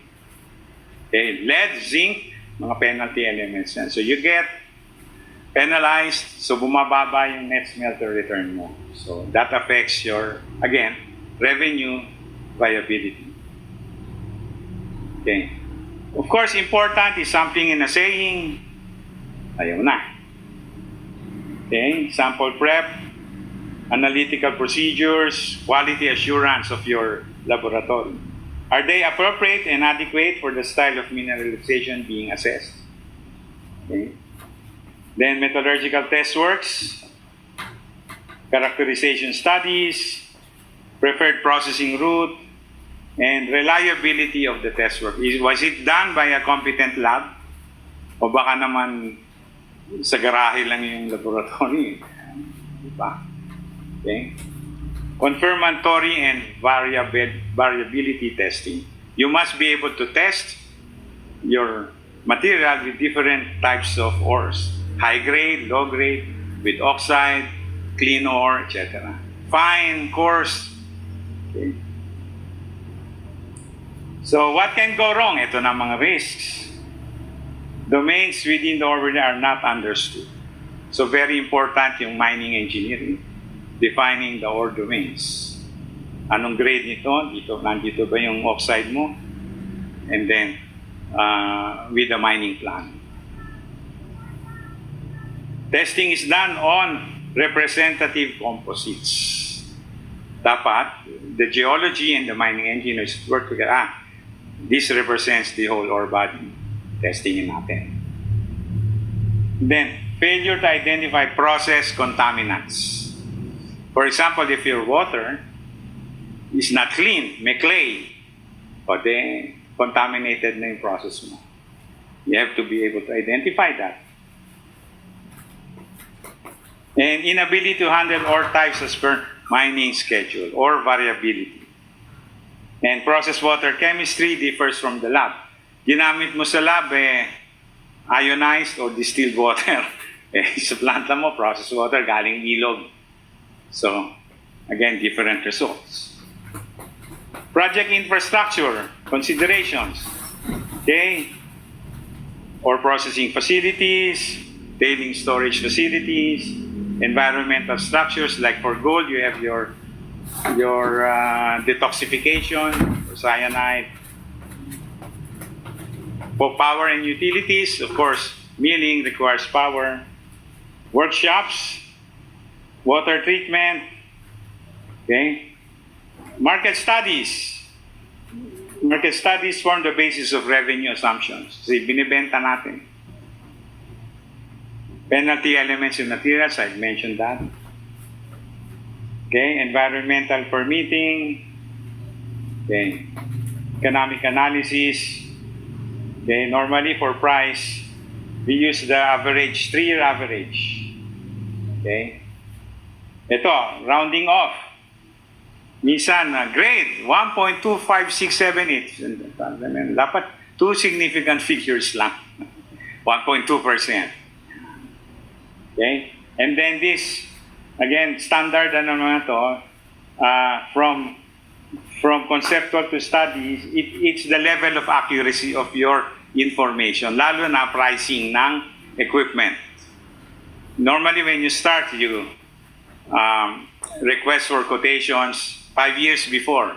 5 years ago na yung prices mo, so you have to ask for a firmer quotation that the nearer to the project date, you have to have a shorter variability, 2 minutes, okay. And then contingency, ito, pag nagre-request ka ng cash advance, di ba? It's an end, contingency. 50%, laki naman ng contingency mo. Eh sir, baka ma-cancel yung flight bibili pa ako ng panibagong tingin. The same here. As you go from conceptual to bankable, the percent contingency becomes lower until the detailed design. Okay, yung mga tinatago mong cost gets lower. Okay, risk. What can go wrong? Capital cost is higher than expected. Okay, say budget was $70 million, naging $180 million. Okay. So down goes your project. 26% on the average, normal from project conception to implementation, tumataas ng 26%. Getting worse because of rapidly escalating cost. Delays tantamount to cost. Yan. Contractors, tumaas yung interest. Nakita nung bangko, malaking kikitain nito. Taasan natin ng interest. Insurance. Operating cost is higher than expected. Electricity, fuel. Yan. Recovered grade is lower than expected. Projected 25, naging 23 na lang. So that means lower revenues. Sales revenue is lower than expected. Ito, common, takes longer to build and ramp up than expected. Sinabi, construction in 18 months, naging 36 months. Kumagal. Okay? Initial performance cannot be sustained, although it may take several years. Nahirapan sa startup, hindi makasustain. Okay? Common disclosure issues, overly promotional language. Absolute, abundant, visible gold. Exceptionally high-grade results. Tama na yung superlatives. Sabihin mo na lang na good results. Abuse of metal equivalents in misleading technical disclosure. Okay? Next. Explain ko na lang yung sandali yung ito. Example. Okay, gold at the mine contains 1.5, 77% recovery. Price of gold, 5,000 ngayon. Parang 5,600 na yata kanina. So the revenue is $186 per ton. Silver, 100 grams, 95% recovery. Price is 100, so 305. So here, this becomes a silver mine because silver has more value than the gold. Okay. Now, how do you compute the metal equivalent? Okay. If it is so 491, if it were all gold, lalabas niyan 4 grams per ton equivalent in gold. Okay. But if you were to declare it as silver, from 100 grams magiging 160 yung silver equivalent. That's how you use the metal equivalents. Okay? Because it's difficult to be able to always be defining two metals at a time. So we use what we call the metal equivalents. And conclusions.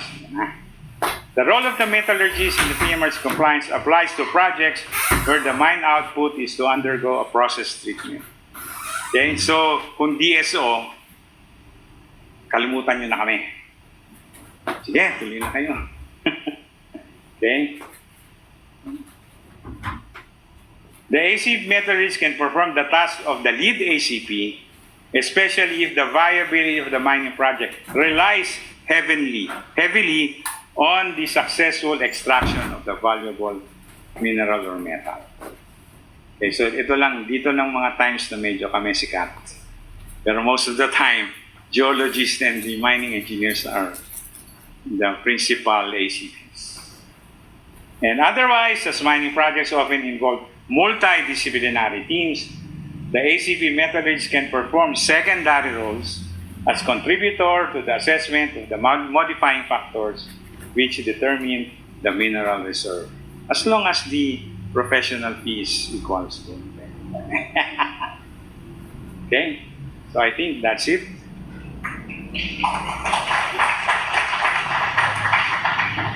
Thank you so much, Engineer Eric Nera.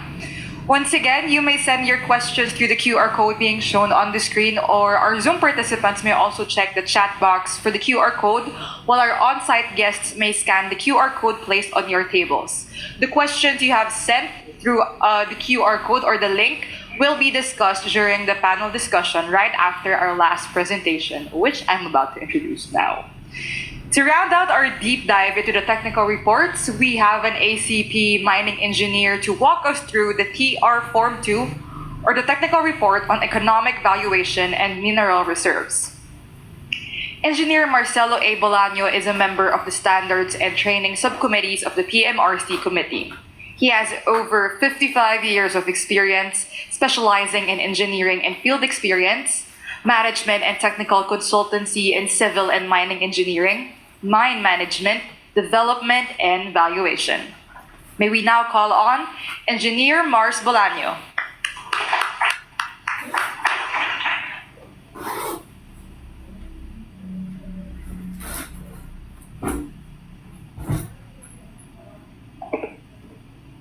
Good afternoon, officers of PSE, mga kasamahan ko sa PMRC, representatives of the different mines listed and wanting to be listed. I am very lucky that I have the last chance to speak. Actually, in the precedence of report preparation, the mining engineer is the last to prepare. For the reason that TR2, there is a misnomer in the numbering. TR2 actually consolidates all the reports from TR1, TR3, and all the technical reports, the soft reports, legal, social, environment, they are all consolidated in TR2. And within that TR2, you generate the mineral reserve. No mineral reserve can be taken out prior to TR2. Any temporary mineral reserve that a company may have using one or two several factors like the geometry of the ore body, probably an initial cost of processing, is temporary. Only when other factors, the modifying factors, the 10 modifying factors, and all other factors that can imperil the possible change of state from a mine to an economic mine, you can never have a mineral reserve. Personally, if you do not have the TR2, you do not have a mineral reserve. Okay. I am also very lucky that I speak at the end. And because of my age, I have to have some notes. I underwent several ups and downs. Every time June and Eric mentioned something that I was not sure, I a little bit changed to being incompetent. And then suddenly things that are emphasized that I know is good, then I raise up my credibility. In the end, I feel that I am really competent. Now let me go a little bit further.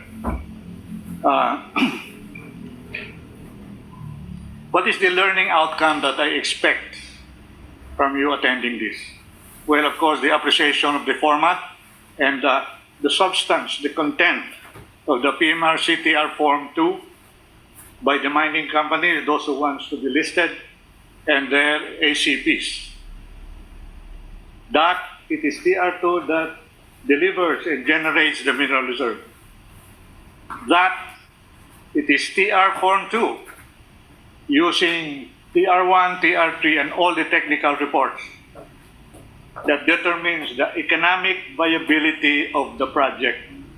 It is only after that that you can say that your project is economically viable.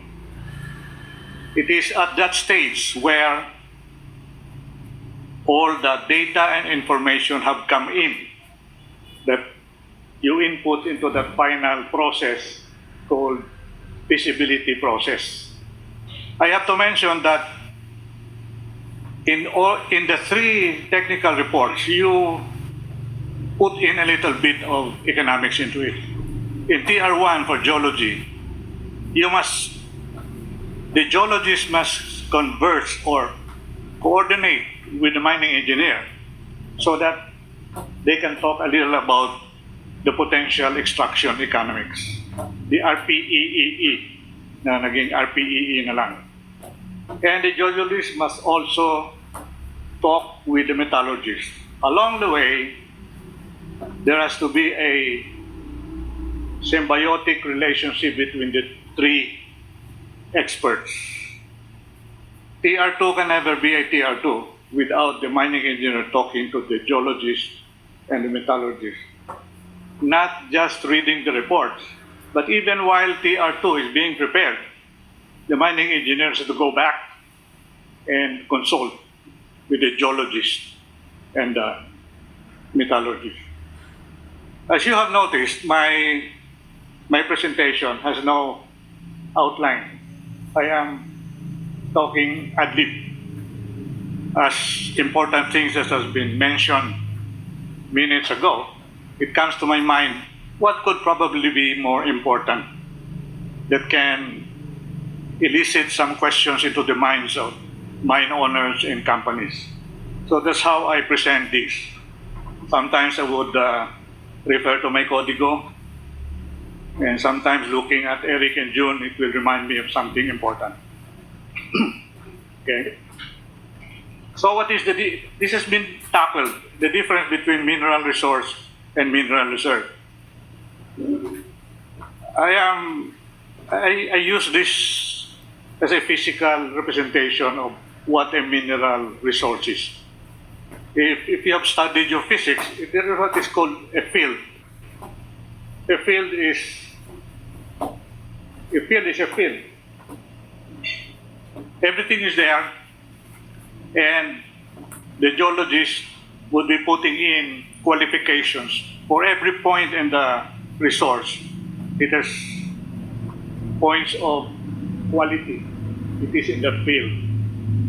And by the science of statistics, they are able to determine their resource. Practically, the field in the resource has no limits until it vanishes, it wanes. And you have to put a stop to it, because if there's nothing more, there's nothing to be reported. But within that field, the geologists will have to think and use what they have learned on the mineralization of the ore body. And as they do that, they talk to the metallurgist. They will identify what this mineral could be. And in the process of determining what the geologist may pass on to the mining engineer, they have to determine the correct sampling. If you do not have the correct sample from the ore body, the metallurgist will never be able to determine whether that ore is extractable. And without that extra qualification, the mining engineer would not know what to bring out.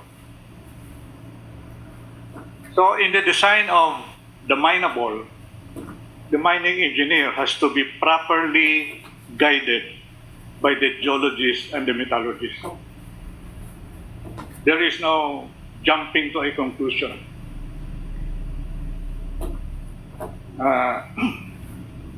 I have here a note, precedence of report and date coming in. If you look at, if you look at how things are being studied, you always start with geology, or you even start with exploration targets, then you have your resource, and then the geologist talks with the metallurgist and the mining engineer, until finally you will have a TR2, the reserve. At that time, you already have a feasibility study. But I must mention that the metallurgist does an FS2. He needs to know what more or less would be the mineable because in the process of determining the percent of recovery, they have to do some iteration so that they can pass on what is a believable or repeatable recovery that it has to pass on to the mining engineer. So more or less, it is not more or less, it is a feasibility study, but only at an earlier stage.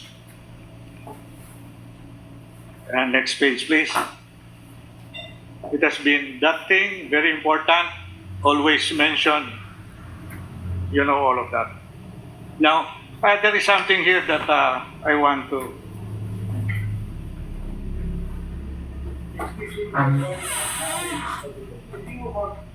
If you have noticed, most of the graduation of quality, we start with something from the top, going down. From the top and going down. So you will hear things like high-level evaluation. What does that mean? We have a connotation that when you say high-level, it should be the strongest. No. High-level means you are just starting from a higher perspective, and therefore you have a very scant knowledge or information about the thing. It's only when you go down to the realistic level that you will reach your proof, your measured, and you have used your modifying factors. So, if you read a report, they say a high-level evaluation, that's a scanty report yet. There is a very important non-technical term which I always use frequently, and that is the precision of language. This is important for lawyers, even for technical people. Precision of language. We should not be using terminologies that we do not know the real meaning. And that is why June emphasized the importance of the acronyms. When you say resource, in this industry, that's different from reserve. When you say measured, indicated, inferred, they have definite meanings. You cannot interchange it with one another. Two words may be synonymous, but in our industry, you can't be wishy-washy about it. Now let's go to the next, please. Okay. You can see that there are still numbers because I took this very late because I said maybe I have to go back and talk about this a little bit. Verification and validation. Eric and June mentioned the importance of this. And there is no report that has more emphasis on verification and validation than the geologists. Why? Because they are starting with the scantiest data. The very raw information of a mine, if you go back to the past, is the data on what was taken from the rock samples, from the trenches, from your adits, if you want to get the right representative samples. And all of those are protected. They should be protected. And when the next stage of studies will come in, they will go back to that. So that verification and validation is very important. If your core samples has been lost and it's 30 years ago, but it is on record, unfortunately you have to re-drill. Even if the core samples are there and locations are 50% surveyable, if you are a very diligent geologist, you may even recommend re-drilling. You do some twinning so that you can really be sure that what was reported or what was in the core are really compatible. Because the certainty of what you tell the metallurgist and the mining engineer will be taken in as is Bible. If you made a mistake, kawawa naman yung mina. It will never be yours, it will never be mine. Okay? Next, please. Ito, ano ko lang. This is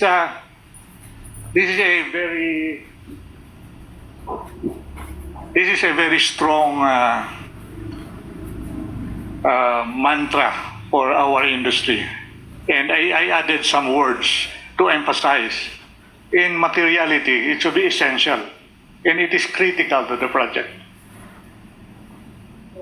In transparency, there's a simple word. It should be open, should be candid, and it should be honest. I guess the word honest is one of the better synonym for transparency. And in competence, you must have the expertise, you must have the experience, you are licensed. Never mind that. Okay. What is not here, but I was there 5 minutes. Okay. If not, why not is not there. But that is important. If you do not know how to fill it out, maybe it might be bad to say, I don't know. Maybe what you say is, it's not available. But there is an extension there. Why is it not available? You have to explain. Now, if you do not know and you declare you don't know, then you get fired as an ACP.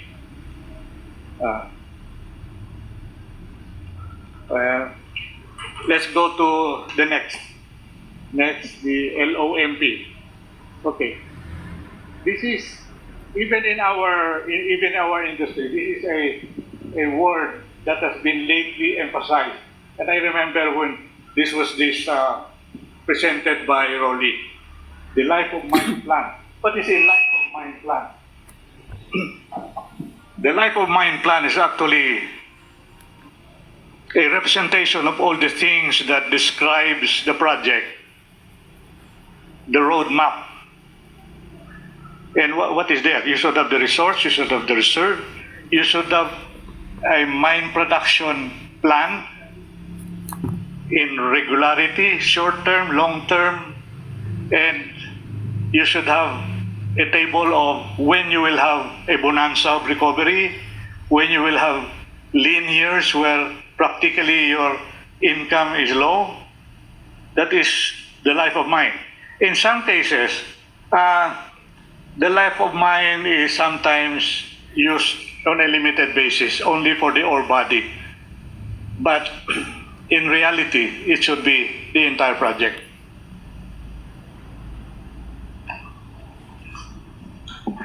Now, the next, this is important.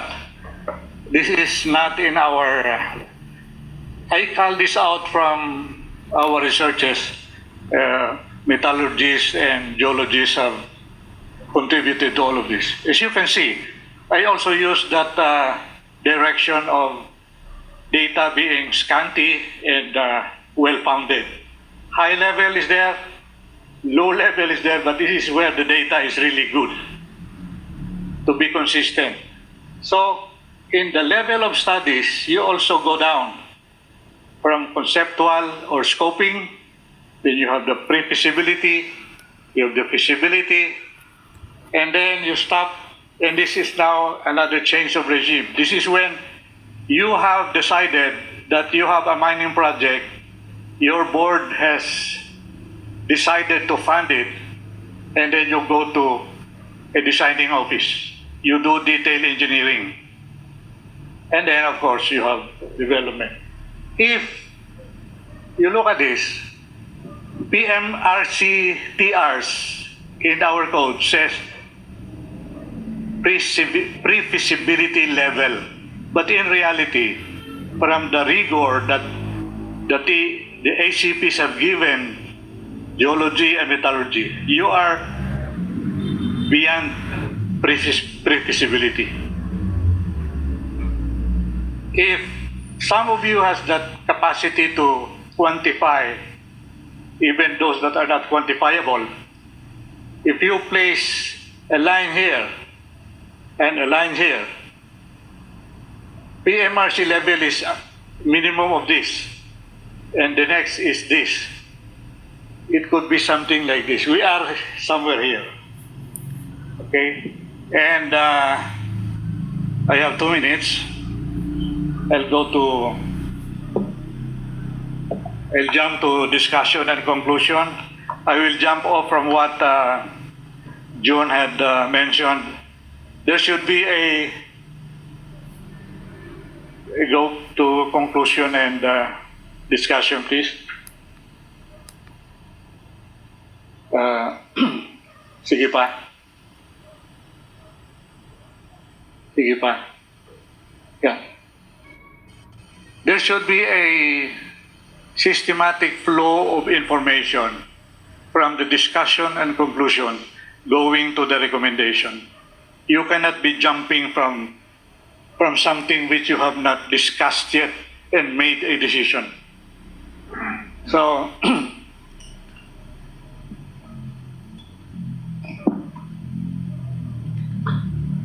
under recommendation, I have a very interesting note here.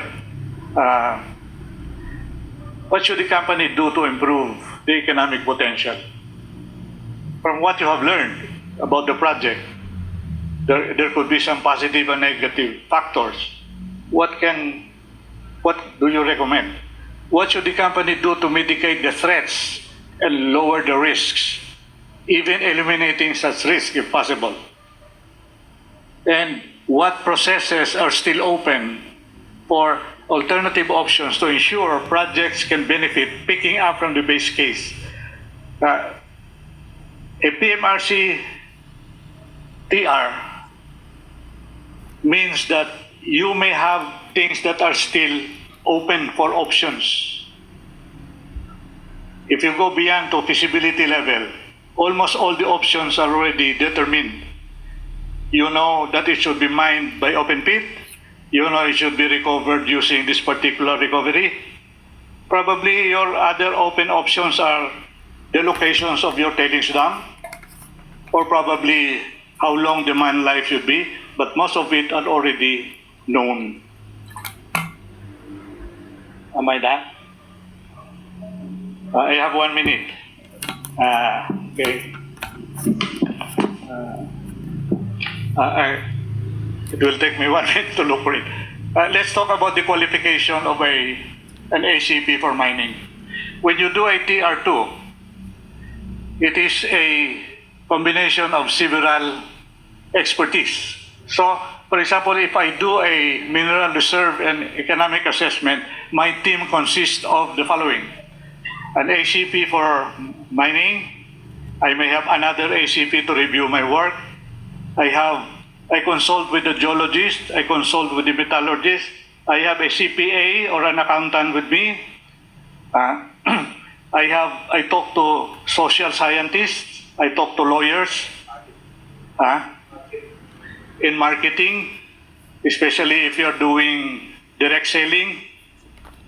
So in reality, TR2 is a technical, financial, and all discipline report. And that's why when an investor comes in, he looks for the TR2. But wait, allow me a few minutes. Investors normally at the early stage looks at the resource. Some investors looks at the resource. The higher the resource, the better for him if he wants to invite others to pull in money. Now, if you are the geologist and you try to improve the quality of your reserve, which is just right, for you to be able to develop your RPEE. So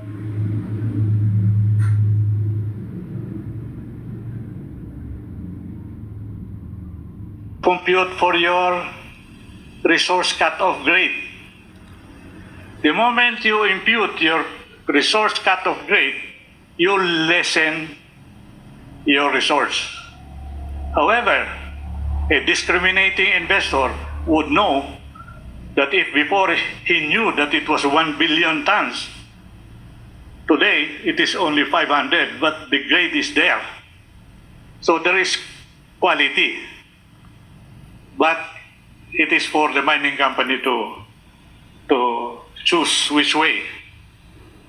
And one important thing, a geologist would never place a dollar value to his resource. He will qualify, he will describe, but he will never put a dollar value to it. Thank you. Thank you so much. Thank you so much, Engineer Mars Bolaños, for that very insightful discussion. While we set up the area for our panel discussion, I'd like to encourage everyone to please continue sending in your questions to the QR code displayed on the screen or through the chat box or on your tables. If you have several questions or clarifications, you may opt to send an email to disclosure@pse.com.ph. Our disclosure team will coordinate with the PMRCC and they'll endeavor to answer your questions within the next few weeks. We need a few more seconds to finish our setup for Q&A. For now, the PMRC committee would like to invite all of you to their 2026 activities. On April 2026, there is the Basics of the Philippine Mineral Reporting Code, May 2026. The Regions in Mineral Processing, July 2026. Special topic, Mining Regulatory Requirements, August 2026. Special topic, Project Execution Methodologies, September 2026, Modifying Factors Resource to Reserve, October 2026, Hydrometallurgy of Copper, and on November 2026, Sustainability in Mining. Now that we're ready, it's time to delve further into the tenets of the PMRC IRR through a panel discussion with our speakers. We have Sir June, Engineer Eric, and Engineer Mars, and they are joined by Attorney Marigel M. Benique Garcia, Issuer Regulation Division Head of PSE, and the Exchange's Chief Operating Officer, Attorney Ruel A. Refrat. This discussion will be moderated by the Head of the Disclosure Department, Attorney Johan Daniel M. Negre. The floor is yours, Attorney Johan. We now proceed to the portion of our title of extracting insight. So we start off with a question of the third group. So this question is in the interest of time, can an organic ACP or an employee of the company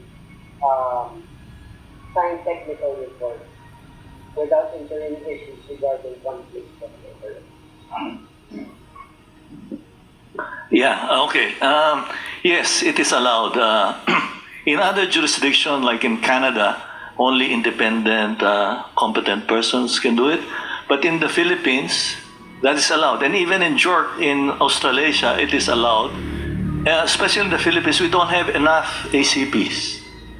So there's a lot that are still employees or president or so they are definitely dependent. As long as they put in the consent statement what they think could be a liability, and so that the readers of the disclosure will understand that, oh, okay, he has some shares. Oh, he owns mineral property. So it's really up to the discerning investor and their consultants, advisors, to see through it and whether he is still not biased. So that is, yes, it can. But that is where the stock exchange and investors should really be looking at and read what is the declaration of the ACP in the consent statement. Thank you for that, Sir June. We jump to another question regarding sustainability. This may be well addressed by Attorney Roel. Um, what pushed the committee to include sustainability considerations among the disclosures? I remember when we had, when we were discussing ESG, the primary question at that time was, ano man ang alam ng ESG or ng CE technically, they are very sustainability and altogether different language. It really is, and that's why it's very opportune that the SEC, as was already mentioned a while ago, has already adopted the application of the ISSB standards over a 3-year period. So we have divided, because we were the ones who presented the timeline to the SEC and they adopted it over a 3-year period. So roughly, for Tier 1, 2026 mandatory, there will be roughly around 50 to 57 companies. The bulk will be Tier 2, which is 2027 reportable of April 15, 2028. Ito, mga less than 180, 170, and then the remainder is Tier 3, right? That being said, it now makes it so much easier for the ACP to get the data because there's now mandatory reporting. If your principal happens to be in Tier 2 or Tier 3, that's where the voluntary nature of it will come in, because by 2027, yun may requirement na for them to update. And if they're in Tier 2 or Tier 3, that means they will only be covered beginning 2027, which is end of 2027, reportable 28. Tier 3 is 2028, reportable 29. But for those in Tier 1, it's not going to be a challenge because they're supposed to already have. But sustainability is not just the E. I think for mining companies, the S is very, very important. The S is not just about gender equality, but it's about community. It's about inclusivity, diversity. What programs to upscale do you have for the employees, for the community? So I think that's where the story could reverberate very well with a lot of our mining companies outside of the E, as well as the governance side of all of the initiatives they have. So I think June, after we adopted and incorporated this in our IRR, I think the template globally happened to also incorporate it, but we were like really pioneering in that sense.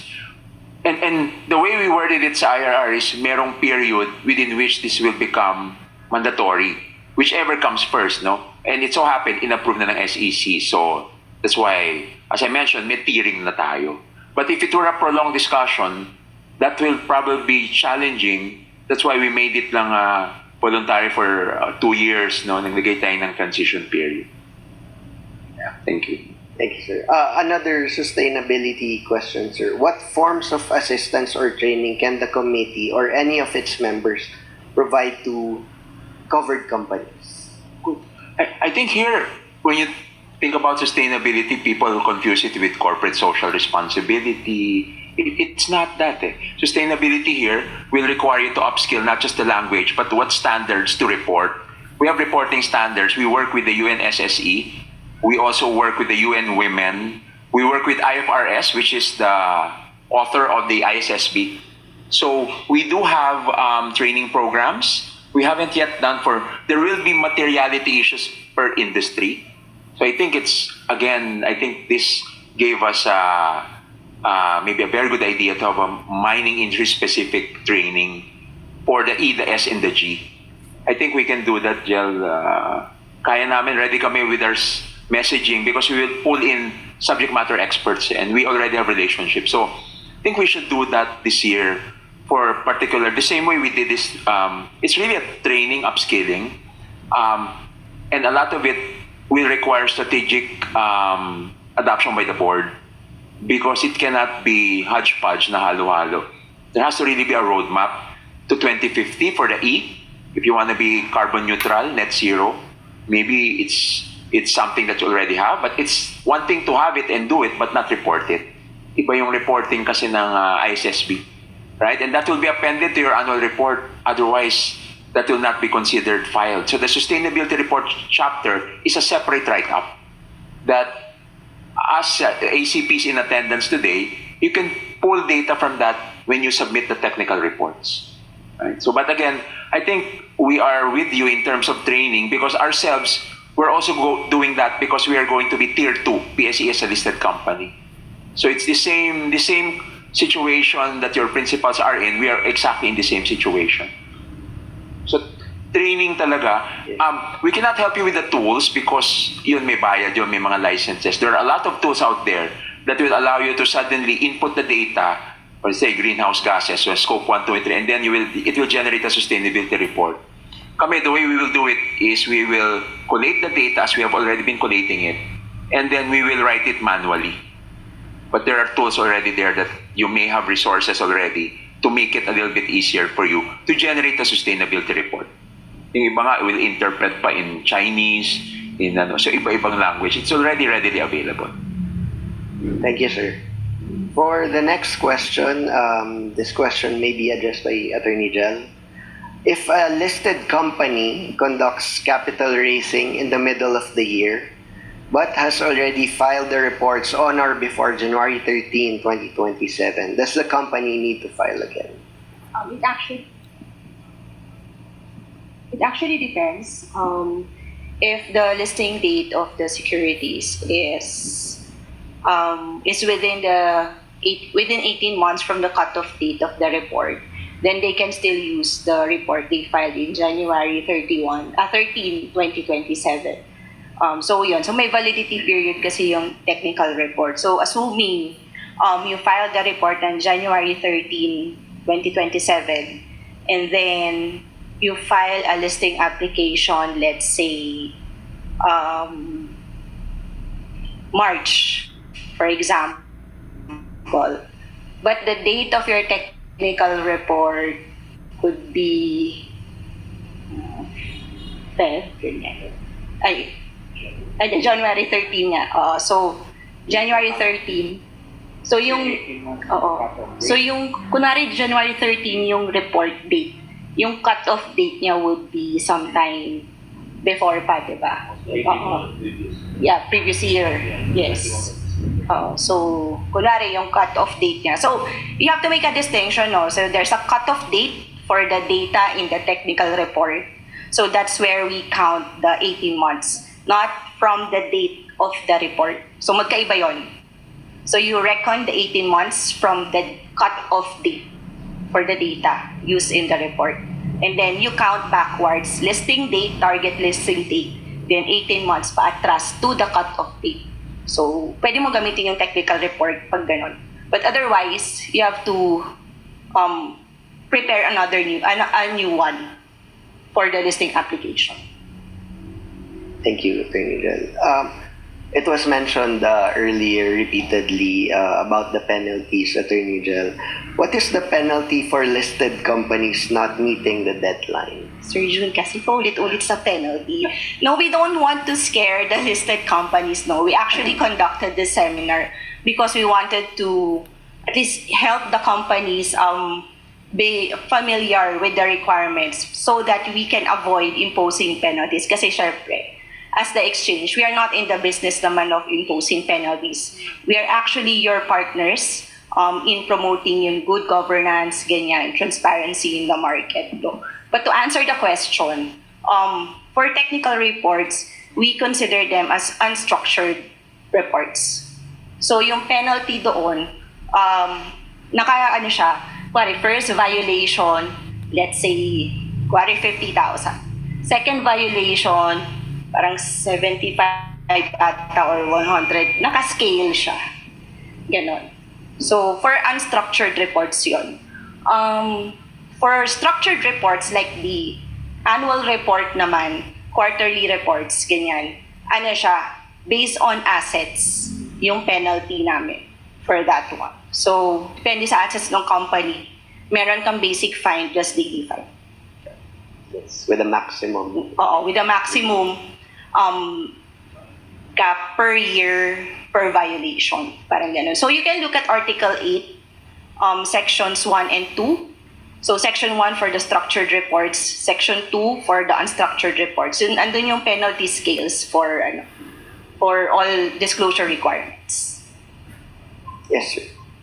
maybe kasi June mentioned, I don't know, I'm not sure if si Eric or si Attorney, si Engineer Mars, what will probably be the challenge, kasi we're already January going to February, kasi what we want is to avoid yung scenario na sinabi ni Jen. And what would be a good solution so that there will not be ganong case that you will apply the penalties. We want 100% compliance, given that time becomes a constraint. Very good question. You can see that nataranta na nga isa dito eh. It takes about, for a mine, so we say that includes TR1, TR2, TR3, right? You really have to do it now. If you haven't done it, kasi remember, ang history ng mining industry natin, unless they did an IPO recently, they have not done a technical report. They just write it in their annual and quarterly reports, financial stuff that has no technical meaning. So ngayon, ang ginagawa ng PMRC 2020 and its IRA is to put the baseline. So these are all the companies listed in the stock exchange. What do you really have assets? What are your assets? Are they just exploration results or they are mineral assets? We say resources reserves. So this is their baseline study.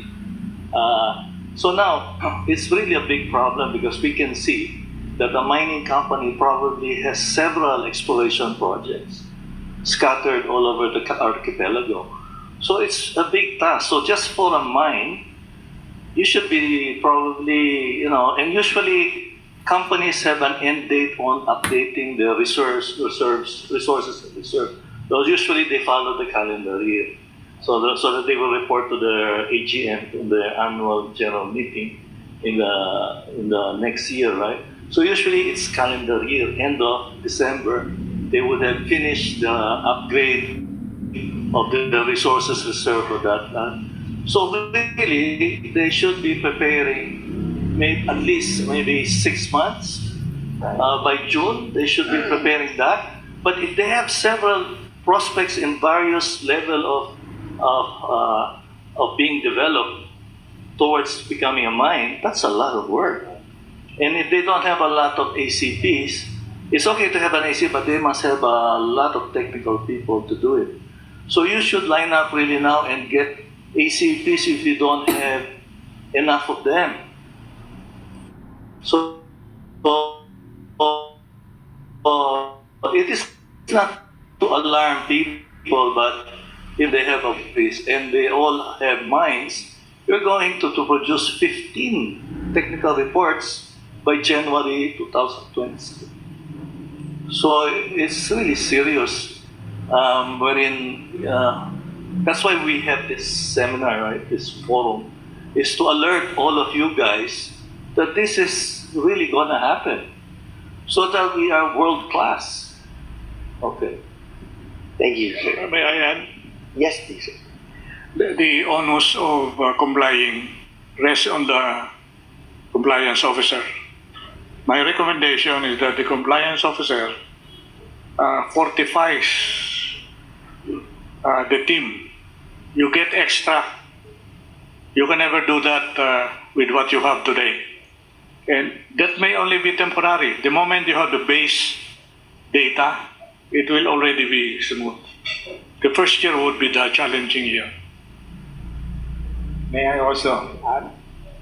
Because what happens is that with regards to ACP work, if it's in-house, it's just assigned as a secondary task to whatever. For you're a metallurgical manager, okay, when you have free time, you do the results. So, walang mangyayari kasi they're focused on their main job. Doing the PMRC work, the TR report is just secondment, side job. So, walang accountability. So, they have to have a full-time support. Like what happened in one of our projects, the company will assign staff to assist the ACTs full-time, 24 hours. Even if midnight, we can call them, hey, what's the computation of this? And they were there to answer. So without it has to have more dedication. Can I add in full support from the board? Because if you just assign your staff who's an ACP, he has no clout in getting all the information from the legal, the community, etc. He should be given some assistance from top management to lead the process, or else it will bug down. Because it's very difficult when you're an employee, right? You're just being told what to do, and it might be that the ACP would have to say, no, I will not sign.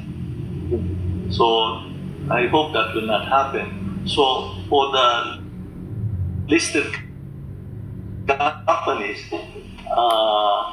it's been signed off by the board that they give priority to the technical reports now, or else it will not happen. Thank you, sir. In the interest of time, I'll be asking each one of you the final takeaway for this event. Maybe we can start with you, Sir Eric. Mauna tayo sa Ikaw ang chair. Put more emphasis and urgency, sense of urgency. We only have barely 11 months for January 13 yung ating D-Day. Okay, so we have to start now. Based on experience, it really is a lot of work. So if you want to comply, give that go signal. Get the ACPs you need. ACPs. Yeah. Yeah. Maybe my thing here is to.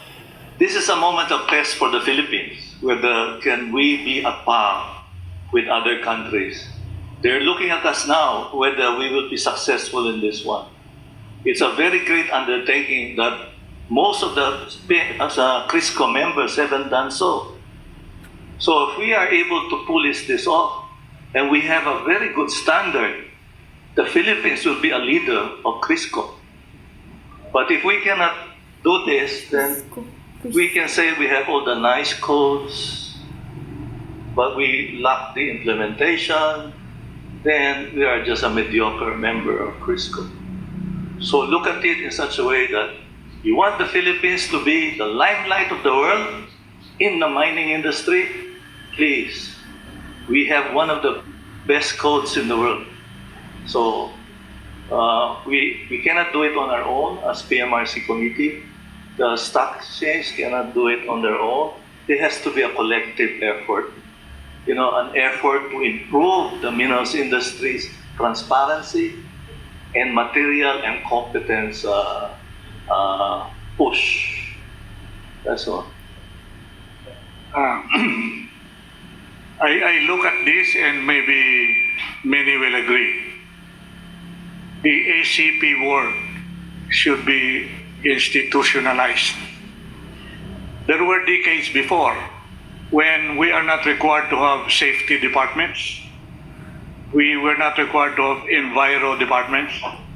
But because of the call to be at par, we have to reckon with safety. We have safety engineers, we have enviro engineers. Now, consider that institutionalization of the ACP work. Used to be wala eh. Pero kailangan eh. Ito, kailangan. And if you tie it up with investment, which is PSE, not only are we going to correct the decision of others that the stability of the law in the Philippines is not so constant, we should also be devising means that we abide with what we are teaching. Pag sinabi na ang ACP work with PSE is this, then we should.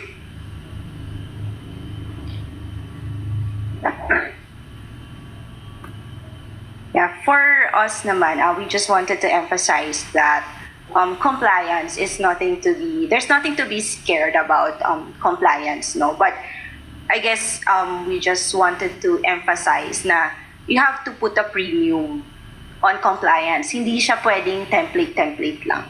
Na parang, na-fill out ko to, na-check ko to, na-take off ko to, okay na. Yun. So there are minimum requirements in the code and in the IRR that will guide you kung ano yung reports na kailangan so that yun nga, we can promote yung transparency in the markets because of course the investors would want to know what is happening to the company and how do we get that across to the investors. It's through the reports that are being published. That's why medyo strict kami when it comes to the public reports. But yun nga, we just wanted to emphasize it's the bare minimum. So if there's any other material information that the issuer has to disclose, you also have to put that in the report. So kami, we're here. If you have any questions, you can always call us. The compliance officers have a direct line to the handling analyst dun sa disclosure department. So, kunwari, mahirapan kayo kung paano bumuo ng technical report, you have them. Sila yung gagawa ng technical report. So, I guess, sirs, pwede naman, diba? So, yon. So, on the listing and disclosure requirements, yon, pwede naman through PSE. Thank you, Jan. I guess my key takeaways that I'd like to share is I think what's happening now with AI, diba? This is the world of AI, the world of Internet of Things. Everything becomes standardized. Markets are borderless.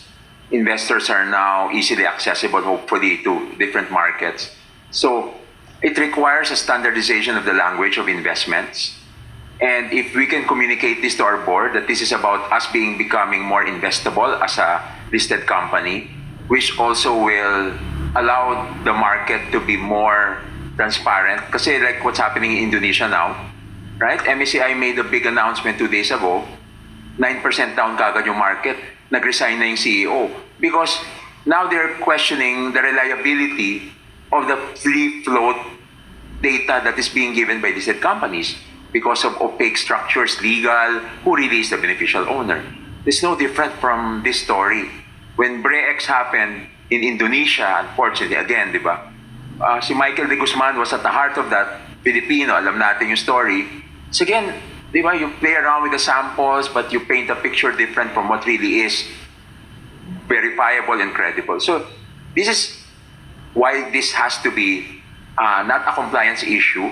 Secondary lang yung compliance. This is about the investability and maybe the credibility of our market. And who wants to be in a market that's a Mickey Mouse market or that's a joke market, right? No, nobody in this table wants that. So change is always unsettling, but you know, as Jel mentioned, you are in that industry, you guys are professionals, and we're here to help in whatever little way we can through the PMRC committee or in our capacity as your enablers and partners. No?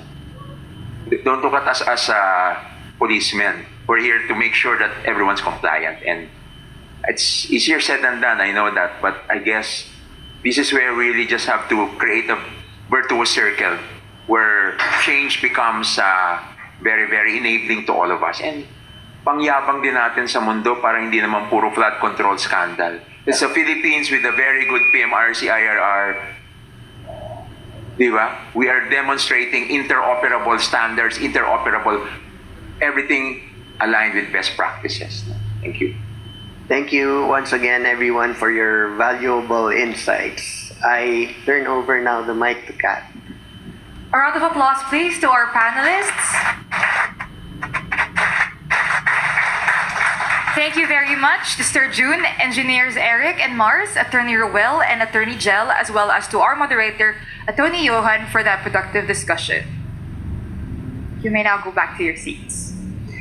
Before we take the photos to commemorate this afternoon's activity, may we ask Attorney Roel Erefrat to deliver his closing remarks.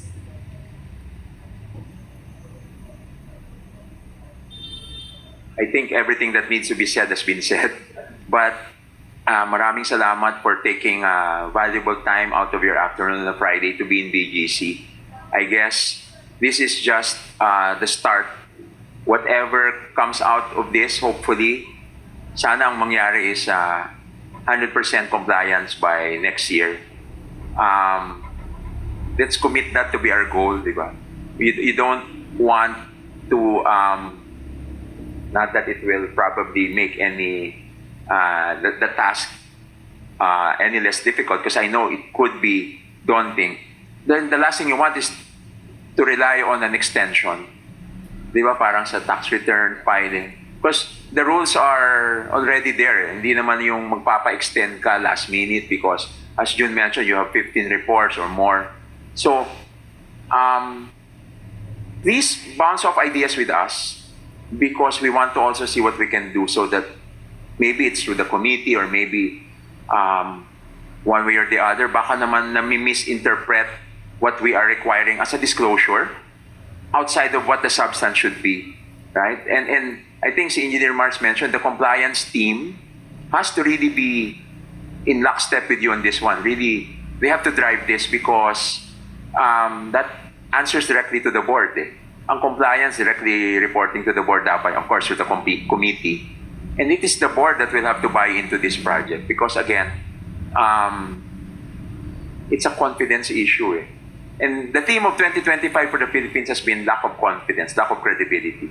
We don't want that theme to recur in 2026. Ito yun, one of the antidotes, one of the, I don't know what you call it. This is an opportunity for us to rise above the noise. And we let that noise stay in 2025. And the noise becomes a very positive message. No? Again, maraming salamat to everyone. Thank you. Thank you so much, Attorney Ruel. Kindly stay in front. So we will request you to hand the certificate of appreciation to our guest speakers who were instrumental in making this afternoon's FGD a very fruitful one. Again, may we call on Attorney Ruel up front. May we invite our speakers, and Mr. June Angeles, Engineer Eric Nera, and Engineer Mars Bolaño also on front. Let me read the certificate. The Philippine Stock Exchange Inc. hereby presents the certificate of appreciation to Mr. June Angeles, Engineer Eric Nera, Engineer Mars Bolaños in grateful recognition for extending their time in providing guidance and clarity during the focus group discussion entitled Beneath the Surface, Extracting Insights on the Intrinsic Value of Listing and Delving into the Core of the Philippine Mineral Reporting Code, held on January 30, 2026 at the PSE Tower, Bonifacio Global City, Taguig City. Signed by Mr. Ramones Monzon, President and CEO, Attorney Ruel A. Refran, Chief Operating Officer, and Attorney Marigel M. Beniquit Garcia, Head of the Issuer Regulation Division. Once again, thank you for sharing your expertise with all of us here today. A round of applause, please.